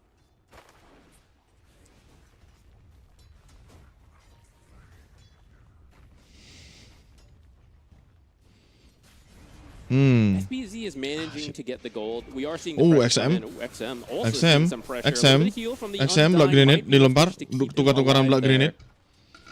He's got some he's got some wand charges as well, so nicely done. Can he stick around for the rune, though? Dude, And also, is power there a shot. ward here? Ooh, he's hoping to find vision of the Storm Spirit to set up for the power shot, but the 6-minute power rune land, like you said, it's about to spawn. You should be able to get this on Reckonix. Oh, Bach once again Killing gonna go spree, down to the top 3-0 lane. anjir. Killing spree now for the carry Drow. Yeah, this is exactly what you don't want. I mean, if you're the Drow, it's exactly what you want. That Top is side, true. this is a great rune for both mid laners, but the supports are going to be there Instantly first. Rolling Instantly Thunder, though, unite. this is what we were mentioning earlier. The first hero to hit level 6 in this lane can definitely set up a kill Nice. opportunity. And, well, never mind. It's just going to be the Crystal Maiden and Wind Ranger instead, finding another kill. Reckonix having a very strong showing in this early game. I actually thought it should possibly go the other way, especially with the strength of that Shadow Fiend Undying lane. Like, I thought they would do really well there, and then Undying would be able to go help top. But instead, Reckonix is leading the way here. A 1k lead is not bad. Let's see if they want to play aggressively for this Sin Q. Wisdom Shrine. It seems like Vici Dapetin. knows it could happen. Ikat. They're already rotating heroes over. This is so scary to try and go for as the TPs Aduh, are nggak coming bisa through. ditambahin darahnya. Drow Nggak bisa Ranger terlalu agresif. very low, trying to ping out Agresif some banget, heroes. Mas. The storm. Dikejar. Big Gus What a does silence. connect, but can he get away? Definitely not. The pullback there with mati. the catchy Aduh, terlalu win. agresif, 2 bro. for 0, and they will defend their shrine. So Aduh, It's agresif always- I feel like banget. This is always such a bait. The 7-minute Wisdom Shrine, everyone's like, guys, we're ahead. We should go for it. And then suddenly, you're not ahead. You don't get it. You lose a couple big Aksnya belum Blink heroes. Dagger tuh. And Storm Spirit, a big winner on that rotation. Yeah, this is the part of it is Ikat. the map change, right? It Ikat. used to be actually an uphill area, right? So it's actually a lot safer to invade than in the past. Ikat. Now you are on the low Ikat. ground, and the defending team can kind of see you when you can't Ikat. see them. But also, I think just teams have caught on to like, yeah, we can't just let Nice. these get stolen. You know, Nice, be ready nice. to defend them.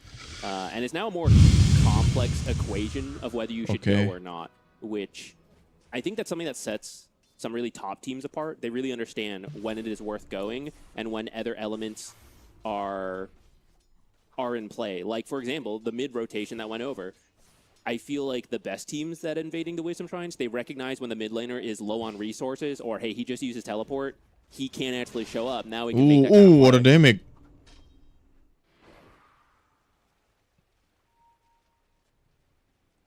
FBZ being very creative with his creep waves.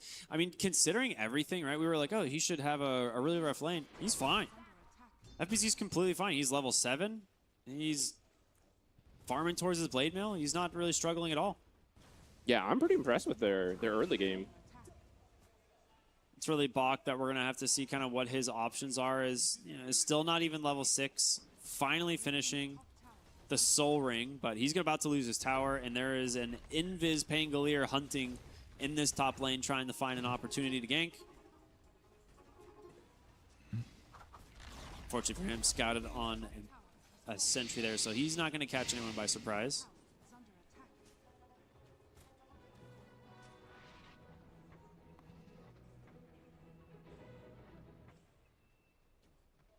Yeah, I mean, Largo's options. Okay, well, actually, not what I expected. Wow, that's so I was about to say, Largo really pretty much awesome. has to go Kaya. He is a very mana-intensive hero.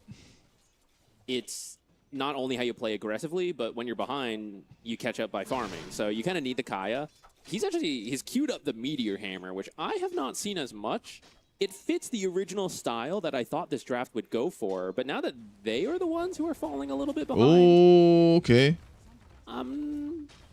Well, let's see. You know, I'm not sure how hard they can force it. With that said, it's not that big of a deficit right now, right? I mean, they may not know, but it's less than a 1K gold lead.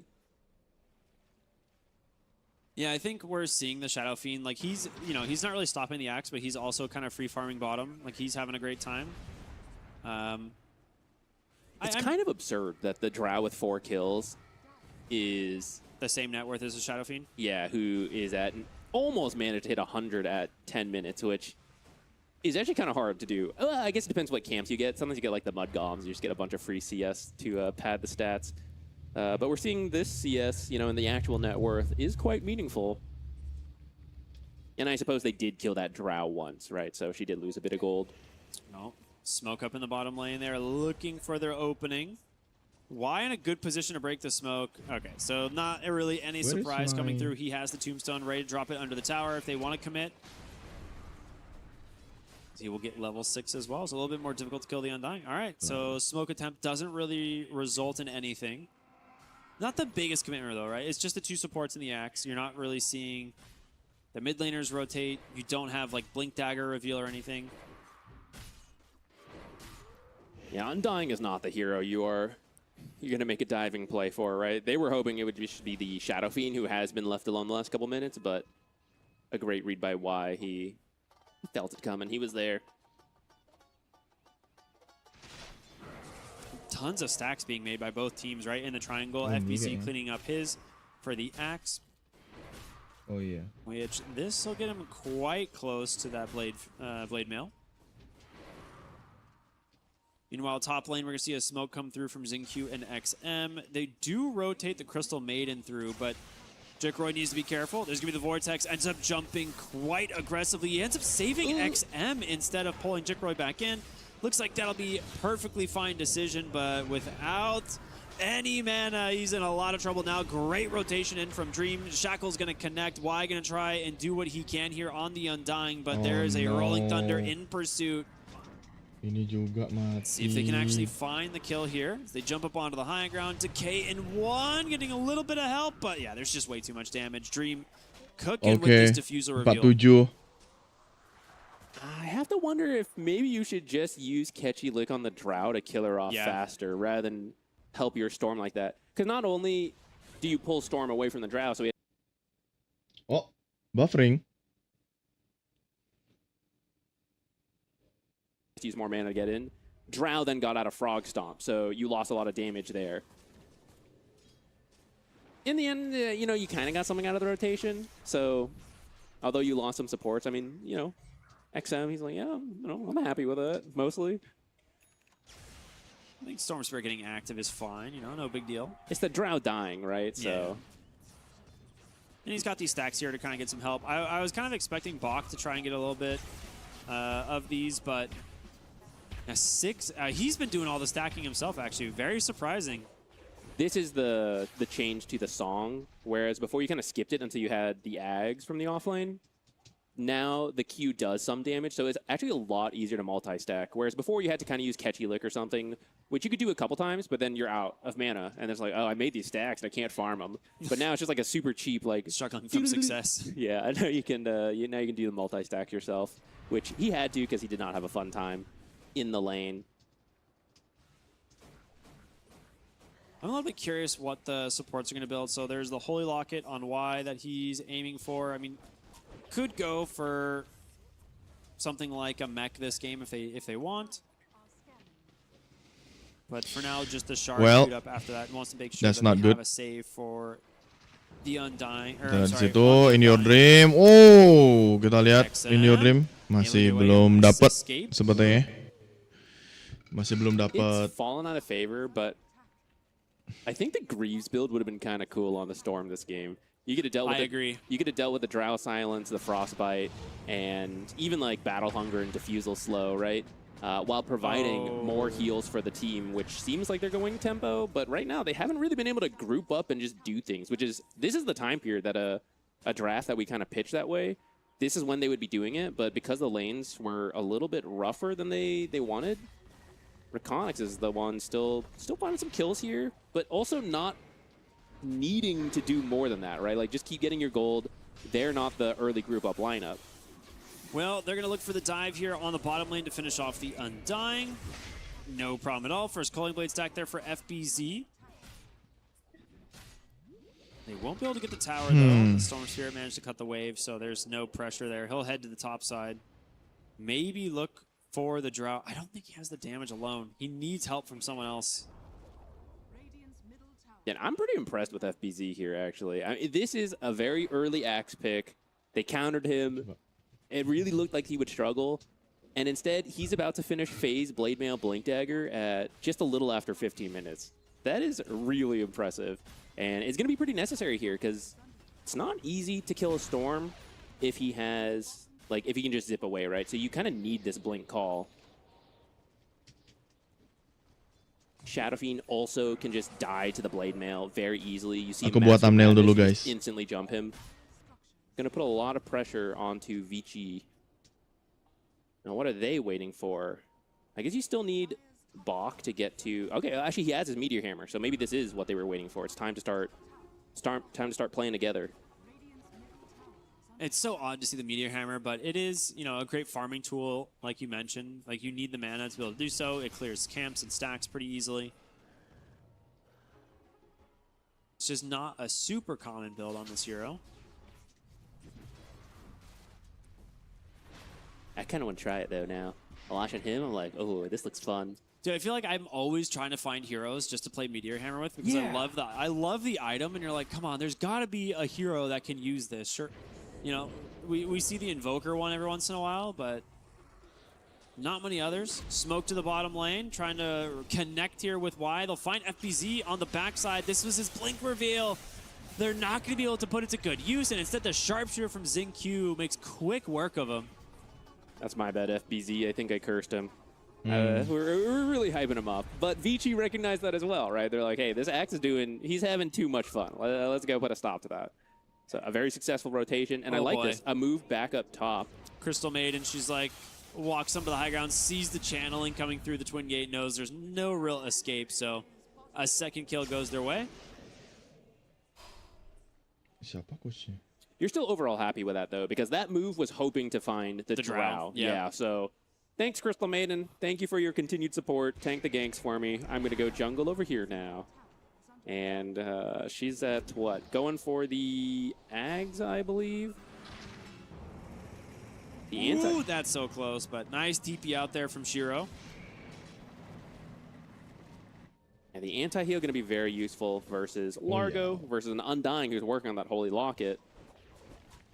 Maybe trying to mess with the Axe dunks, a little extra heal that he's not expecting.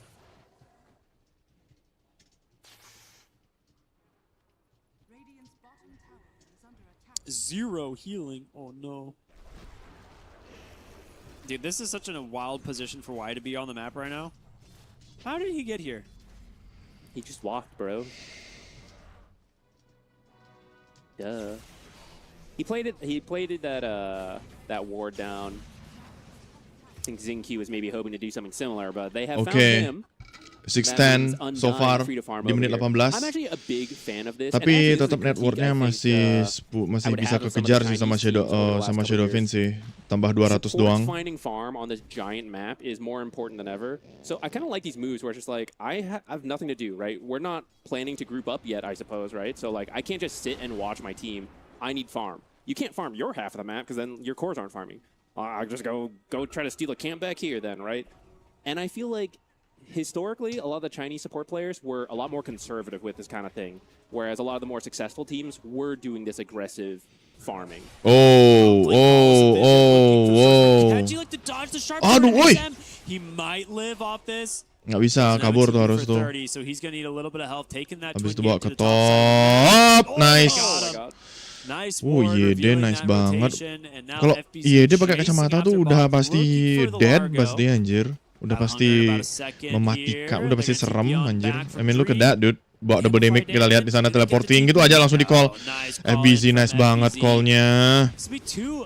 Oh, kick out nice banget. Jikroy also finds a solo kill onto the Hoodwink top. Nice. I like it. That far, you know, it feels weird to chase that far into your own half of the map for those kind of kills. But actually, in this case, it's almost time for the Tormentor. So by getting those kills, you've got map control of this area. I would love to see them go for it, right? Drow just head to the Twin. Iya, dia emang harus sudah pakai kacamata, Jir. Kalau nggak pakai kacamata tuh dia mati terus dia tuh. Kayak di game 1 tadi. Damn.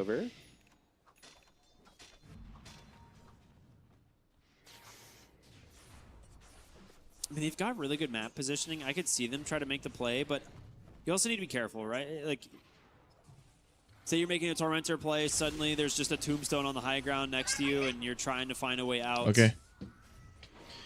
XG can capitalize. It's not the easiest. And they're really closing in on the BKBs quickly in this game.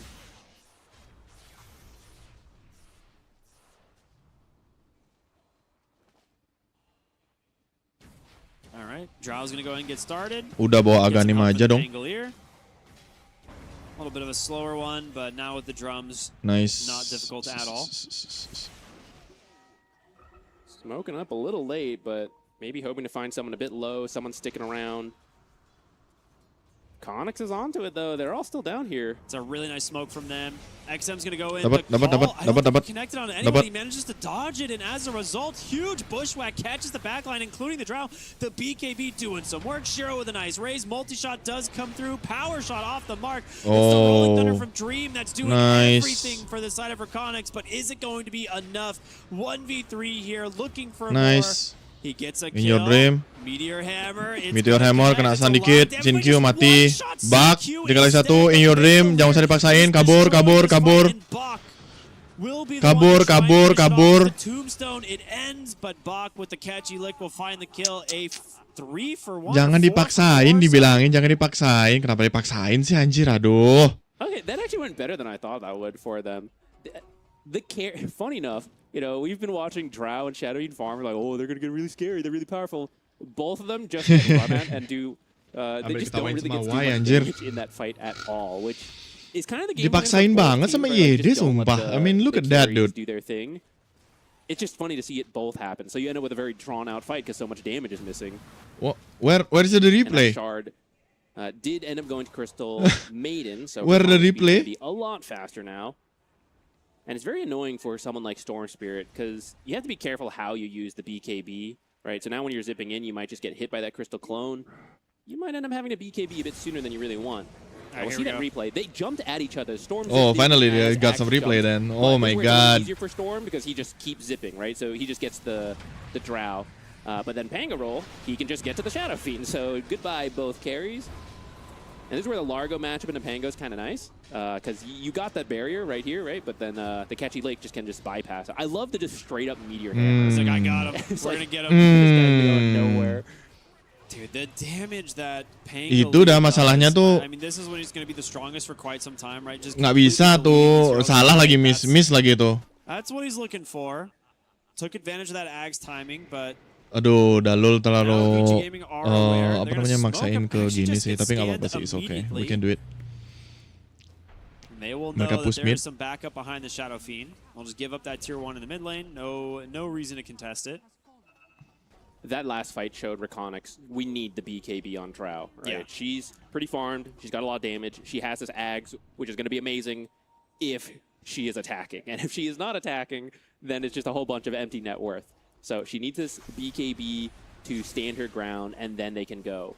But Vici Gaming also knows that. Also a smart team. They're trying to snipe this Roche before Drow is ready. And they've been scouted, but I don't think Reckonix is going to be able to get here in time. See if they can get their own pick off on the way out. Yeah, Jinkyu happy to sacrifice himself. Good jump in. Almost gets the Aegis, but the Rolling Thunder crashing through, catching onto these heroes. They get a beautiful shot. Aduh, kena tuh, nyangkut. XM. Just destroying them. Crystal Maiden getting just eaten alive by the zombies. They'll TP out on 2, but what a fight from Dream. Was he slow to pick up that Aegis? I felt maybe a little bit, yeah. But he almost lost it too. Yeah, the way it was looking, I thought Storm was going to take it first of all, but I guess they feel that Shadow Fiend is ready to fight, so they want to give it to him. And I suppose ultimately they succeed, right? They get Shiro out with the Aegis, and he's trying to finish his BKB to have both. But I thought it would just be the typical, you know, Storm takes the first Aegis, keep making space. And I think if they did that, it would have been easier for Storm to actually just pick up the Aegis and then get out of there. Instead, Shiro's stuck in there, and the whole team gets caught in some massive AoE ultimate combo. Like the roll bouncing everyone around into freezing field just kind of wrecked him in that fight. Yeah, I mean, this Pangolier is doing absurd numbers. I mean, the whole team is, right? Reckonix, they're up 4,000, even though Vici Gaming grabbed the Aegis. It's 11-20. They are out for blood here in game number 2, and so far looking quite strong.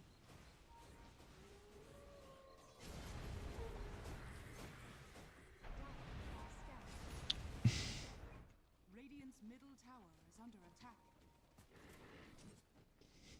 I also want to highlight that Drow was actually attacking in that last fight. Yeah, right? That's a big deal. Yeah, not only the big old combos, but get that hypothermia stacks building up, preventing a lot of this healing. Well, they're going to jump in here, find the Undying. Quick kill thanks to the Shackle. So that's going to be that Blink on the Wind Ranger, again getting put to good use. Scouting here with that power shot, looking for more. Bach slowed up at the moment, but see if they can actually find the kill. Roll up into Rolling Thunder. Good dodging, good ankle movement, but again, they finish the kill. I think with the rest of the team rotating, it looks like they will just Largonya. Yeah, execute. BZ's going to do it. That was pretty tanky, though. That was 5 heroes taking forever to kill him. This is where the extra armor you get from the... I am blanking. Encore? No. Amphibian Rhapsody stacks. Reuven stacks. There we go. Stacks, yeah. Reuven stacks comboing with the Shivas, with the Phase Boots, even that Soul Ring armor. This is good. Helping to protect him against what is a lot of physical damage from the Drow and the Pango especially.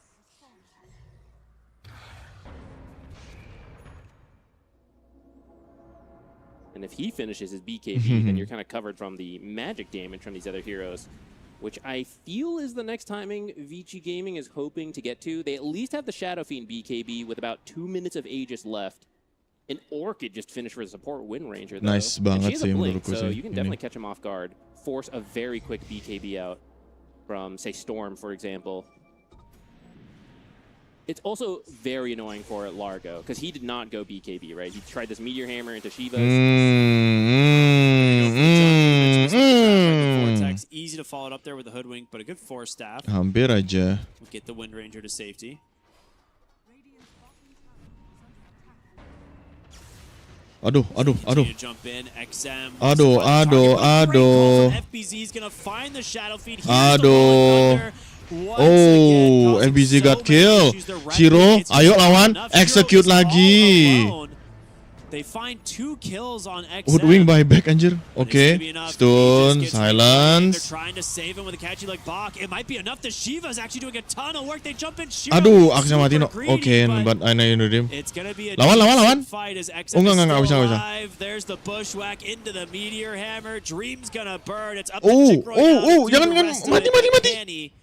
Nice Mati, balik. No mana left on Anjir. XM to chase, and with that, they'll give it up. Great use of the Aegis here and a good fight for Anjir. Gaming. There was some Anjir, rata ternyata. counter synergy in that fight, though, and I think it could have actually gone Reckonix's way. Crystal Maiden got jumped, so she tries to use Crystal Clone to get out of there. It hits Shadow Fiend as he gets jumped with the Blade Mail call, which means he is not attacking. Balik, harus balik tuh kayak gitu. Right, that's the Crystal Clone. And this is Shadow Fiend just not killing himself on the Blade Mail. He would have Ultinya died belum way keluar ya? sooner, and that would have just Nggak made keluar the fight ultinya easier ternyata. for Reckonix. Maybe they just get out before the rest of the Vici Gaming heroes show up. Yeah, they actually had to commit the double BKB, right? Thanks to the Requiem. And that is rough. Nice savior from Bach, and I love the Shiva's pickup. It created so much space for him here. Shiro sacrificing himself to try and find Pango, of course. Nggak bisa tuh, nggak bisa. Balik. In the end, we're seeing the power of the BKBs, which Bach is the last core. Nge-spam anjir sih gini. To get it, and then I think you're ready to go. I think they wanted a better showing in the lane so that they could group up sooner, but this is kind of the next timing, and why I said this draft is very forgiving, right? Okay, we kind of slipped up in the lane a little bit. Well, here's our triple BKB timing. It is still really strong. We can still group up and go. I think if you give too much time, though, Drow will reach the point where her damage it just gets kind of ridiculous. Harus balik tuh, kalau nggak gitu nggak bisa dia gini nanti. Harus balik, harus balik. Boost your damage as much. For example, the Hurricane Pike and the BKB. So this middle period, I would favor Vici Gaming, depending how the fights break out. It's only a 3k gold lead, which is pretty much nothing at this point. Terlalu miss, terlalu maksa mas. Terlalu maksa. Aduh, Pongo. Requiem, but Dream gets the roll up into the Rolling Thunder, so he will be just fine. Nice. Smart to pick up the shard this early. 30-minute power rune about to spawn. It will be top. Kind of surprised he committed the Requiem when he sees the roll up. He's like, all right, well, maybe Requiem of Souls. Maybe I just said maybe he cancels. I don't know. A little hopeful. I suppose there's not an objective to play for right now. Maybe Tormentor's about to be up, but the second Tormentor is often not as critical as the first. So, you know, if he could get a Pango kill because he does not use his ult, you know, then sure, why not?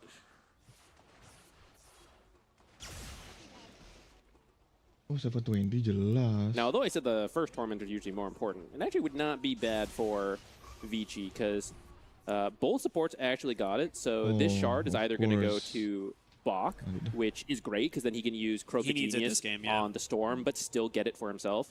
Or it'll go to Storm, and that's actually a lot of damage when you... You're hoping for the Largo shard here more than anything. And they get it. Okay. Especially with the build he's gone, right? Like he doesn't really like it's really just Croaked Genius, but he has the option to like go into some of these other active items to kind of jangan sendirian, Mas. This game is not like the best Linken's game, but you could make an excuse for Lotus. Get rid of silence, maybe reflect you know, a shackle here or there, or you know, frostbite, stuff like that. Right now he's going to go for the Aghanims, which I like because actually multiple of your songs are kind of good versus Drow. You have the speed boost spot. Oh, hold on. Before we get into that, they are looking for a kill here. It's a nice smoke, actually. Looking for a kill here. Will they find Shiro? Starting on Shiro would actually be great. Dude, if they find him, they see Bach. I mean, big call onto Bach. Why is there? Does he have the Tombstone? He does, and in comes XM, but the BKBs are out. He needs to get out of the Tombstone, and Bach is going to turn this, looking for more heroes, as Crystal Maiden will be the first to die in this fight as the rest of them retreat on the side of Reckonix, but there's the catch. Like Bach will not give up the pursuit. 2 dead, and a gem. Oh, the gem is big. That's huge. Oh, the gem. Okay, Largo is a great hero to take out early, but now that his BKB is done, I don't think he's a hero that you can take out early. Yeah, like not only do you have the Tombstone save, the Holy Locket heals, but just the hero on his own, he will BKB, he will catchy lick himself, he will start zipping away with his hot foot hustle.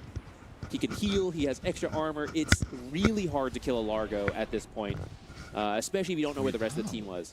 It was a little unfortunate because they were looking for someone else, you know, but just they were so close to the Shadow Fiend. Yeah, it's good positioning from Vici Gaming. I think this kind of stuff is very easy to overlook, but that is a very conscious choice from Shiro to stand in that tree line because it gives him the best odds of not being found. And because of that, you know, they end up choosing the Largo, and he just gets to walk into the fight, do what he wants. That winning fight now lets them get the Aegis, which, funny enough, this time they give it to the Storm. I would have thought this one would have gone to the Shadow Fiend, but Storm does kind of have to lead the way for his team now as they want to make these plays. Initiator. Yeah, so he kind of has to go in, and we already talked about, okay, maybe you're going to save call for whoever jumps Drow. So that's going to be the Storm zipping in. Okay, I get called, I die. Okay, I'm back. You don't have a second call, but I have a second life because I got this Aegis. Yeah, I'm okay with it. It is kind of funny, right? Because I think normally your second Aegis is on your building hitter, right? But because of the scenario where they're in, where it really is Storm Spirit looking for the Crystal Maiden, looking for that Wind Ranger, maybe the Drow if you get lucky. Yeah, he's putting himself in a dangerous position.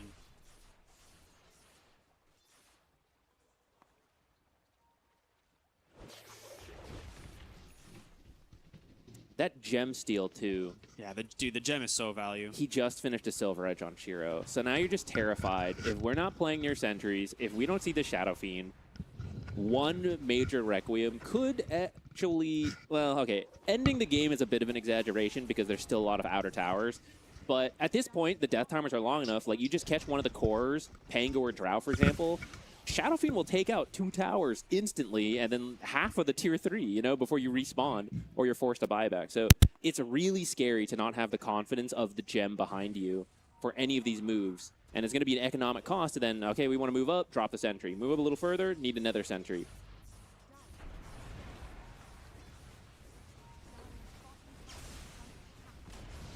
Well, with this Aegis, they're putting it to good use. 2 towers down already. They could look to go high ground, but I would kind of expect them to look for the mid tier 2 here sometime soon. Right, like they're finishing up a couple items. Bloodthorn is now done on the Storm Spirit. They've got to push that mid wave though if they want to try and contest multiple lanes. They're holding the triangle. I think certain carries you should prime the base more before you risk it. Yeah, there are times to just go high ground, but I mean everyone's up, right? This is not that. Yeah, there they go. They're cutting the mid wave. This is what they need to do. And they'll look for that tier 2 tower. We just got the catapult wave that spawned, so they're going to look to pressure that. They've got the banner as well. They're going to come back on Reckonix, see if they can find an opening in this fight. Obviously getting Shiro would be huge, but he's got a lot of backup.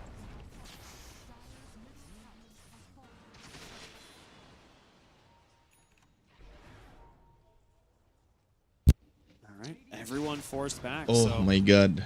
I think Here you go. I'm trying to check what items are close, because I do think when you have the banner, catapult waves are a great time Exactly what I was thinking. to force it. But there is still 2 minutes on the We Aegis, absolutely so don't know. it's kind of saying like, okay, rather than force the high ground play into a drow, which is quite scary, into an axe, yes, we have the boost of the catapults, but we'd rather just take our bets on this Aegis that we find to pick off somewhere outside the base, and then our Shadow Fiend will get through the buildings, right? We just talked about that. Call into Storm. Oh, call. Blink in from Y into the Tombstone. They're going to look to try and open this fight. He's Wih, nambah darahnya tuh loh. XM still plenty healthy as Largo di depan. he did his best, but XM. that's it. The Rolling Thunder's off, and instead Itu silence. BKB go aggressive, find the Crystal Maiden, take him out of the game. Now jumping in for more FPs, he's gonna pop the BKB. Here's the Calling Blade, but a huge bushwhack onto 2. There's gonna be a nice buyback from the Crystal Maiden. They're trying to get the kill here on Bak. He's falling. Waduh, langsung di Virno. from the side of Reckonix, and now you need to Ikat. Nggak bisa BKB. get out of here. Oke, ditambahin darahnya. Shinkyu nggak bisa kabur. Nggak bisa kabur, diikat doang, nggak bisa ngapa-ngapain. Nice shot. That is the gem recovered. Yeah, that's a nice find. For as big of a fight as that, yeah, feels kind of finally. funny with the hoodwink, but to at least get the gem back's pretty big. You immediately get a D ward. 37 minutes right now. Let's go. Of the fights for Reckonix, right? You jump anybody besides Undying, he's going to Tombstone save. You jump the Undying, you're jumping an Undying. He's got his innate, right? He has Catchy Lick to potentially save him. All his cores are free. Who you jump is... It's going to be pretty difficult for Reckonix. Yeah, and 25 on the Storm is such a huge timing as well, and he's closing in on it pretty quickly. XM's had a very... I would say good recovery from the early game. Like he struggled obviously against the Pango and some of those early rotations, but now really popping off. Daedalus soon to be done on the Drow Ranger though. That will be a lot more damage. So much damage. Yeah. And that'll be a lot of damage, by the way. Because sometimes damage actually is the answer. Yes. If it is difficult to deal with everything. Oh no. Can you just get a lucky crit and kill someone before the enemy team can respond? Dude, do they have no idea he's here? There's smoke pop. Oh, they see it now. Axe, call, nice. Ikat. Nice. Langsung dieksekuti gitu aja. No Undying to bail him out. 88 seconds. 88 seconds, Largo. Mereka pasti punya tower, masih lagi ada tower tuh. Nggak ada tower, harus nge-push top, harus nge-push bottom tuh. Harus nge-push tuh, harus nge-push. Kalau nggak gitu nggak bisa. But there's no creep. Granted, I mean, it was like all of them jumping him, so he would have died anyways. But of course, it's a big difference in these team fights when he has the stacks going or not. You went marksmanship chance, I believe, right? At 25, that's the left talent? On the Drow? It's the multi-shot waves. It is the multi-shot waves, okay. I can never remember which one's which. Which, I mean, if we're defending high ground, is really good. It just, the damage comes out so much faster, right? It's the same channel time, right? But just 2 extra waves, so it's a lot more burst. Like you said, great for defending high ground. Which I think is one of their strengths here. Axe is just so scary around high ground, right? Because you think you can go in, you think you have your BKB, but you just can't get away if Axe calls you. Okay. Well, with this, Reckonix finding 40 their way minutes. back into this game, right? Like they've always kind of been in it, I guess you could say. Like the last Aegis going the way of Vici Gaming, they were gaining a little bit of their momentum back, but Bingung nih, bingung. Finding a lot on the map. A second tier 2 tower thanks to the Glacier from the Drow. Dapat tower semuanya. Reckonix, they've been looking pretty good, especially compared to game 1. They're going to be feeling a lot better about this. It's pretty close. Either team could take it, and I think this third Roche, let's see what the timer ends up being, but if it's fast, they just scouted an amplified damage rune. So it would be a great time to just force an early Roche fight. I like that he finished the Disperser on the Pangolier. Now this is the level Disperser? 25 of Disperser? Storm Spirits. Pangolier? This is a huge Really? moment for him if they manage to find the right target to open. See the Crystal Maiden. There's going to be the Bloodthorn. Oh. Very quick kill. 91 detik. 90 detik. That is true. Which Oh iya, actually Disperser. now, if there is an early Roche, that actually goes for Vici. So Okay. let's find out in about 10 seconds here. Now, the players won't know, of course, but, I mean, if you could get that refresher onto... Well, actually, funny enough, these are not like the greatest refresher heroes. I don't know, double Requiem is kind of nifty. Yeah, my thought is probably double Requiem, even though like you don't get the refresh on the BKB. He has a Satanic. Yeah. 2 Requiems is pretty good. It's pretty useless for Largo. What do you mean? 2 songs? Hey, check this out. Mati tuh Dalol tuh, mati tuh Dalol tuh harus blink tuh. He does like the cheese, actually, though, because he's such a mana-intensive hero. We got in his late Tormentor. game fights, even with Akaya, so he would be happy to pocket the cheese. We got Tormentor, I suppose by the way, Storm boys. is saying the exact same thing, so they'll have to fight it out. Who gets what? Well, there's the Roshan scouted immediately. Still 37 seconds without the Crystal Maiden, so should Mereka end nggak up ngambil going their Roshan way. ya? I'll tell you what, I actually wouldn't hate it if Y took it. I think he's been playing really well this game. The saves have been on point. I agree. And Yeah, then yeah. 2 tombstones is actually quite annoying. Every time you're attacking a zombie, you're not attacking a Oh hero. wow. Yeah. Right? And suddenly twice the amount of zombies are spawning in these fights. It's Roshan's very annoying banner. for Axe, who has to be so careful about how he walks, lest a random zombie hits him. He's like, oh, I just can't blink in the fight anymore, I guess. Yeah, unless your Storm Spirit gets Shinkyu the former TI attendee, anjir. Right? Like he's looking for the Scythe of Ice. Former TI If he has attendance. that, then I could definitely justify the refresher there. But he did go the ball distance, like Remnant. I mean, I know that they nerfed his shard and some of the damage from his level 25, like that overall combo. I feel like we still see that one quite often. So this is just maybe a comfort choice here for XM. Yeah, it might be.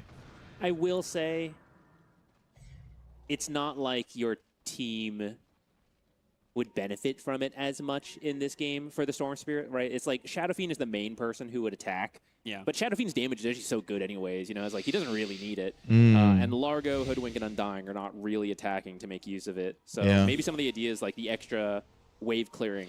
Ketahuan. There's going to be a jump through. Rolling Thunder's caught Okay. the Shadow Fiend. He needs him up the call. He gets the BKB off just in time, but the Tombstone's onto the wrong target. Shiro with the Satanic, getting himself a little bit more health and healing from Bach. It's going to be able to keep him Jigroy dicari, under siege. Jigroy mati, 100 detik. Just runs them down as they try Nggak bisa. to safety, but it's not going to happen.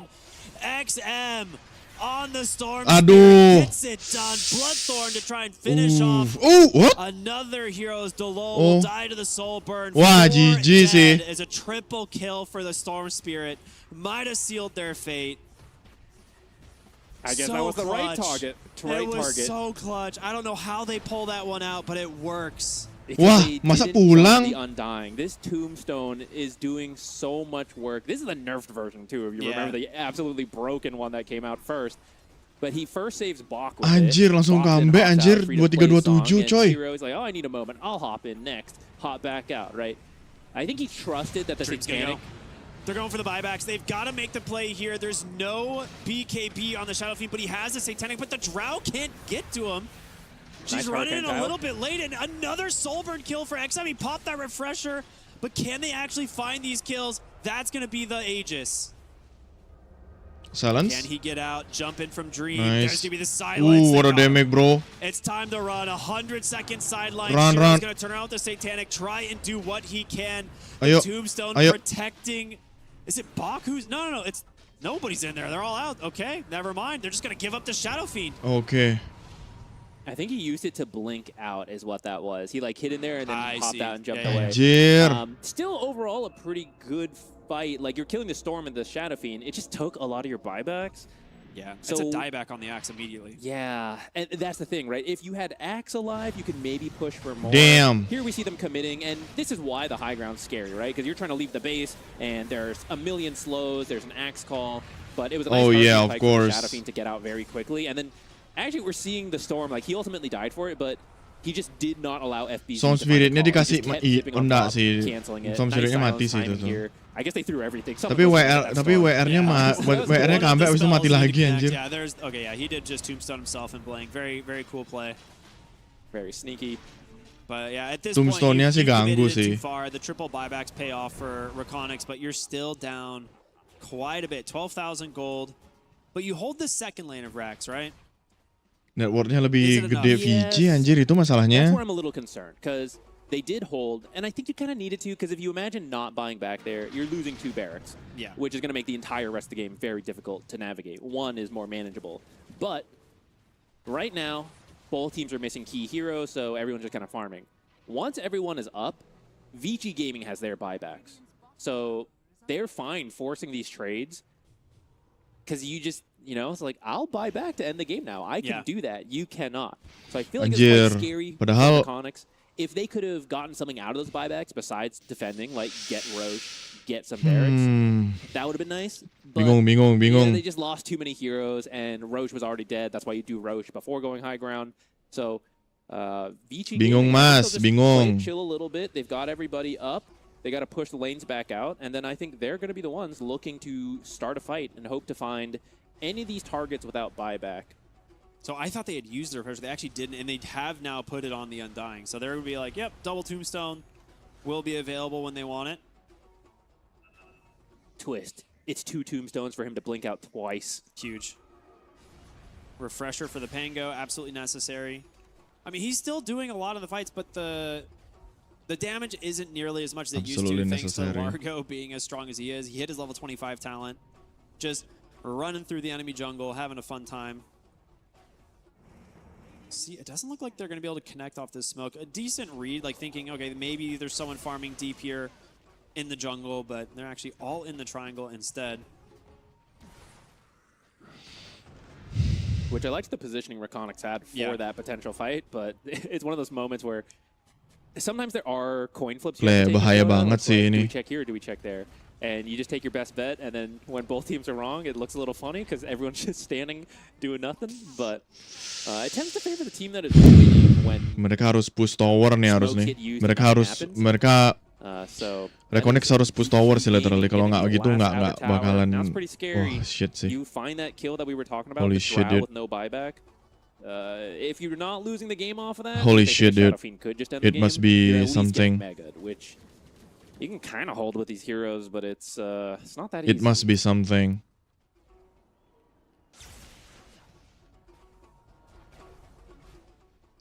I like the caution Reckonix is playing with here, though. They recognize they're in danger. It must be They're trying something. to play around this observer. There must be a miracle. Good spread from Vici Gaming. Yeah, I was thinking more about the team fights and like the Storm Spirit level 25 choice. Like you mentioned, it's constantly canceling the Blink Daggers, but Reckonix are not really like their team lineup doesn't really group up for like a big sort of kind of ricochet attack type of scenario. Like they're all kind of playing in different areas of the fights. I think I mean, this is what's tough. You both need to play together to combo the heroes fast enough, but you also need to scatter because you need to hit so many heroes, right? Yeah. You need to keep Undying out from blinking. You need to prevent Largo from being able to catch Elick, pull someone back.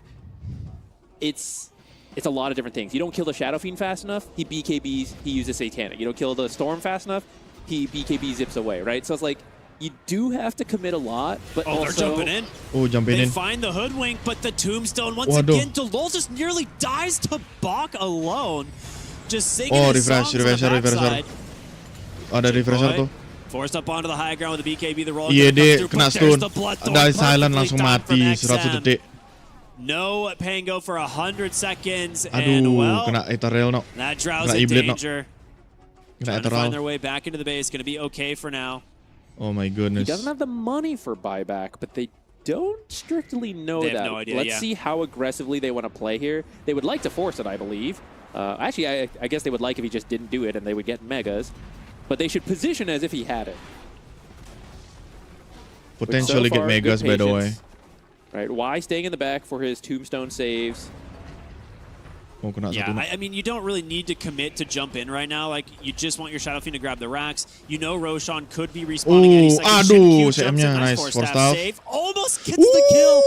What was that damage?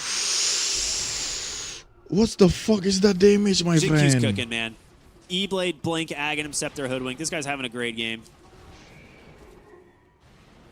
I feel like you Aduh, want to kena have these gini kind nih. of, Oh, yeah, dude. these heroes Mega are just going to creep. pop Aduh, off GG sih potential. He's pulang the sih kind of kayaknya. guy who's going to make use of it for you. I think at this point they have You're just realized jumping there in. is no buyback, as otherwise would have used it to try and defend the racks here. And at Pongonya this masih point, 25 Mega detik creeps, lagi anjir. YD, what the fuck? a foregone conclusion. I'll jump in, shackle, nice little catch. You look to pull him Duh, back, nice and that is banget. it. Mega Kena creeps urusan secure. banner. Can they do anything? They No. can't. They just give it up. Yeah, you can. You need the Pango.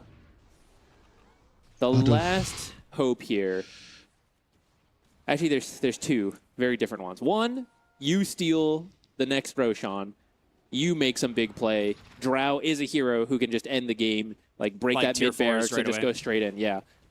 The other is that you hold in your base forever. And Drow, who can now sit in her fountain to defend, right, is very hard to kill, and she does do a lot of damage. But that play will require Vici Gaming kind of messing up a couple times. So this is looking very good for them, and they kind of know it. They know they have the megas. They have all the time in the world. They're just going to get Roche. Xingqiu now picking up some Lotuses as if they didn't have enough burst heal saves. He will now be able to add a bit more in. I cannot believe he's level 25 on the Hoodwink. This, I mean, we saw him nearly one-shot the Crystal Maiden. Now he will definitely do it. The fact that he has the brand is on top of it. Like, everything he has right now is... It's pure damage. Like, that's all he's gone for this game. Oh, they're going to jump in. He gets the Aduh, axe off. Glay He's gonna dapat look lagi no. instead. Aduh. There's the Hex coming through. Aduh, WR-nya kena call. Goodbye. Dikira kena call. Goal Nice deleted. banget. As YD now anjir. Shiro YD aggressive kena position. BKB Here's semuanya Bach tuh. Nggak just bisa nggak ada yang chasing kena-kena them semua. down, forcing back the Drows. They have no way to stop Aduh, the CM-nya onslaught. mati. That is extreme. Or that is Vici Gaming, and just like that, they managed to catch Pango Satu as detik well. lagi. 3 or 4 dead. A buyback. It's not going to be enough to defend. Aduh, GG dah, Mega pulang Creeps dah. already wailing on the base. They'll bring back the Crystal Maiden, but Vici Gaming seemingly too strong. Pulang sih. It's just we're Pulang seeing sih ini. how difficult these fights are. Right? Oh, nice. Nah, they're just... Show a dominance there. Doing a Yeah. little spin Ah, in the GG. front. I mean, this is a really solid performance from Vici. They were slow in the lanes this time around. Like, game 2, I would say Reckonix had a much better start overall, and they absolutely needed that because game 1 was pretty brutal. But Vici Gaming, a much more experienced team, a better, well-rounded game plan, and managed to execute that mid-game pretty well. Yeah, I think they had a good idea. Like, being a top team is knowing how to handle all these different scenarios, right? Okay, we're winning. This is like the Aura strat build we're going to push. Oh, we lost. Okay, slow it down, right? What's the next timing? How do we adjust our game plan? I feel like VG showed they had a good understanding of that. Reckonix, I don't know if it's the pressure. You know, they're the team that wants to show themselves. They had a good start.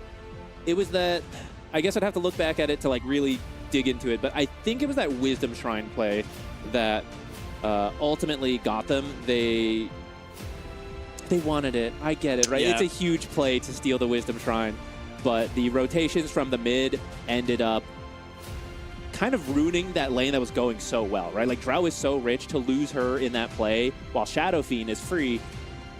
that killed a lot of their momentum. Like, it was looking like they could build up like maybe 2 to 4K gold lead at 10 minutes, which is very good.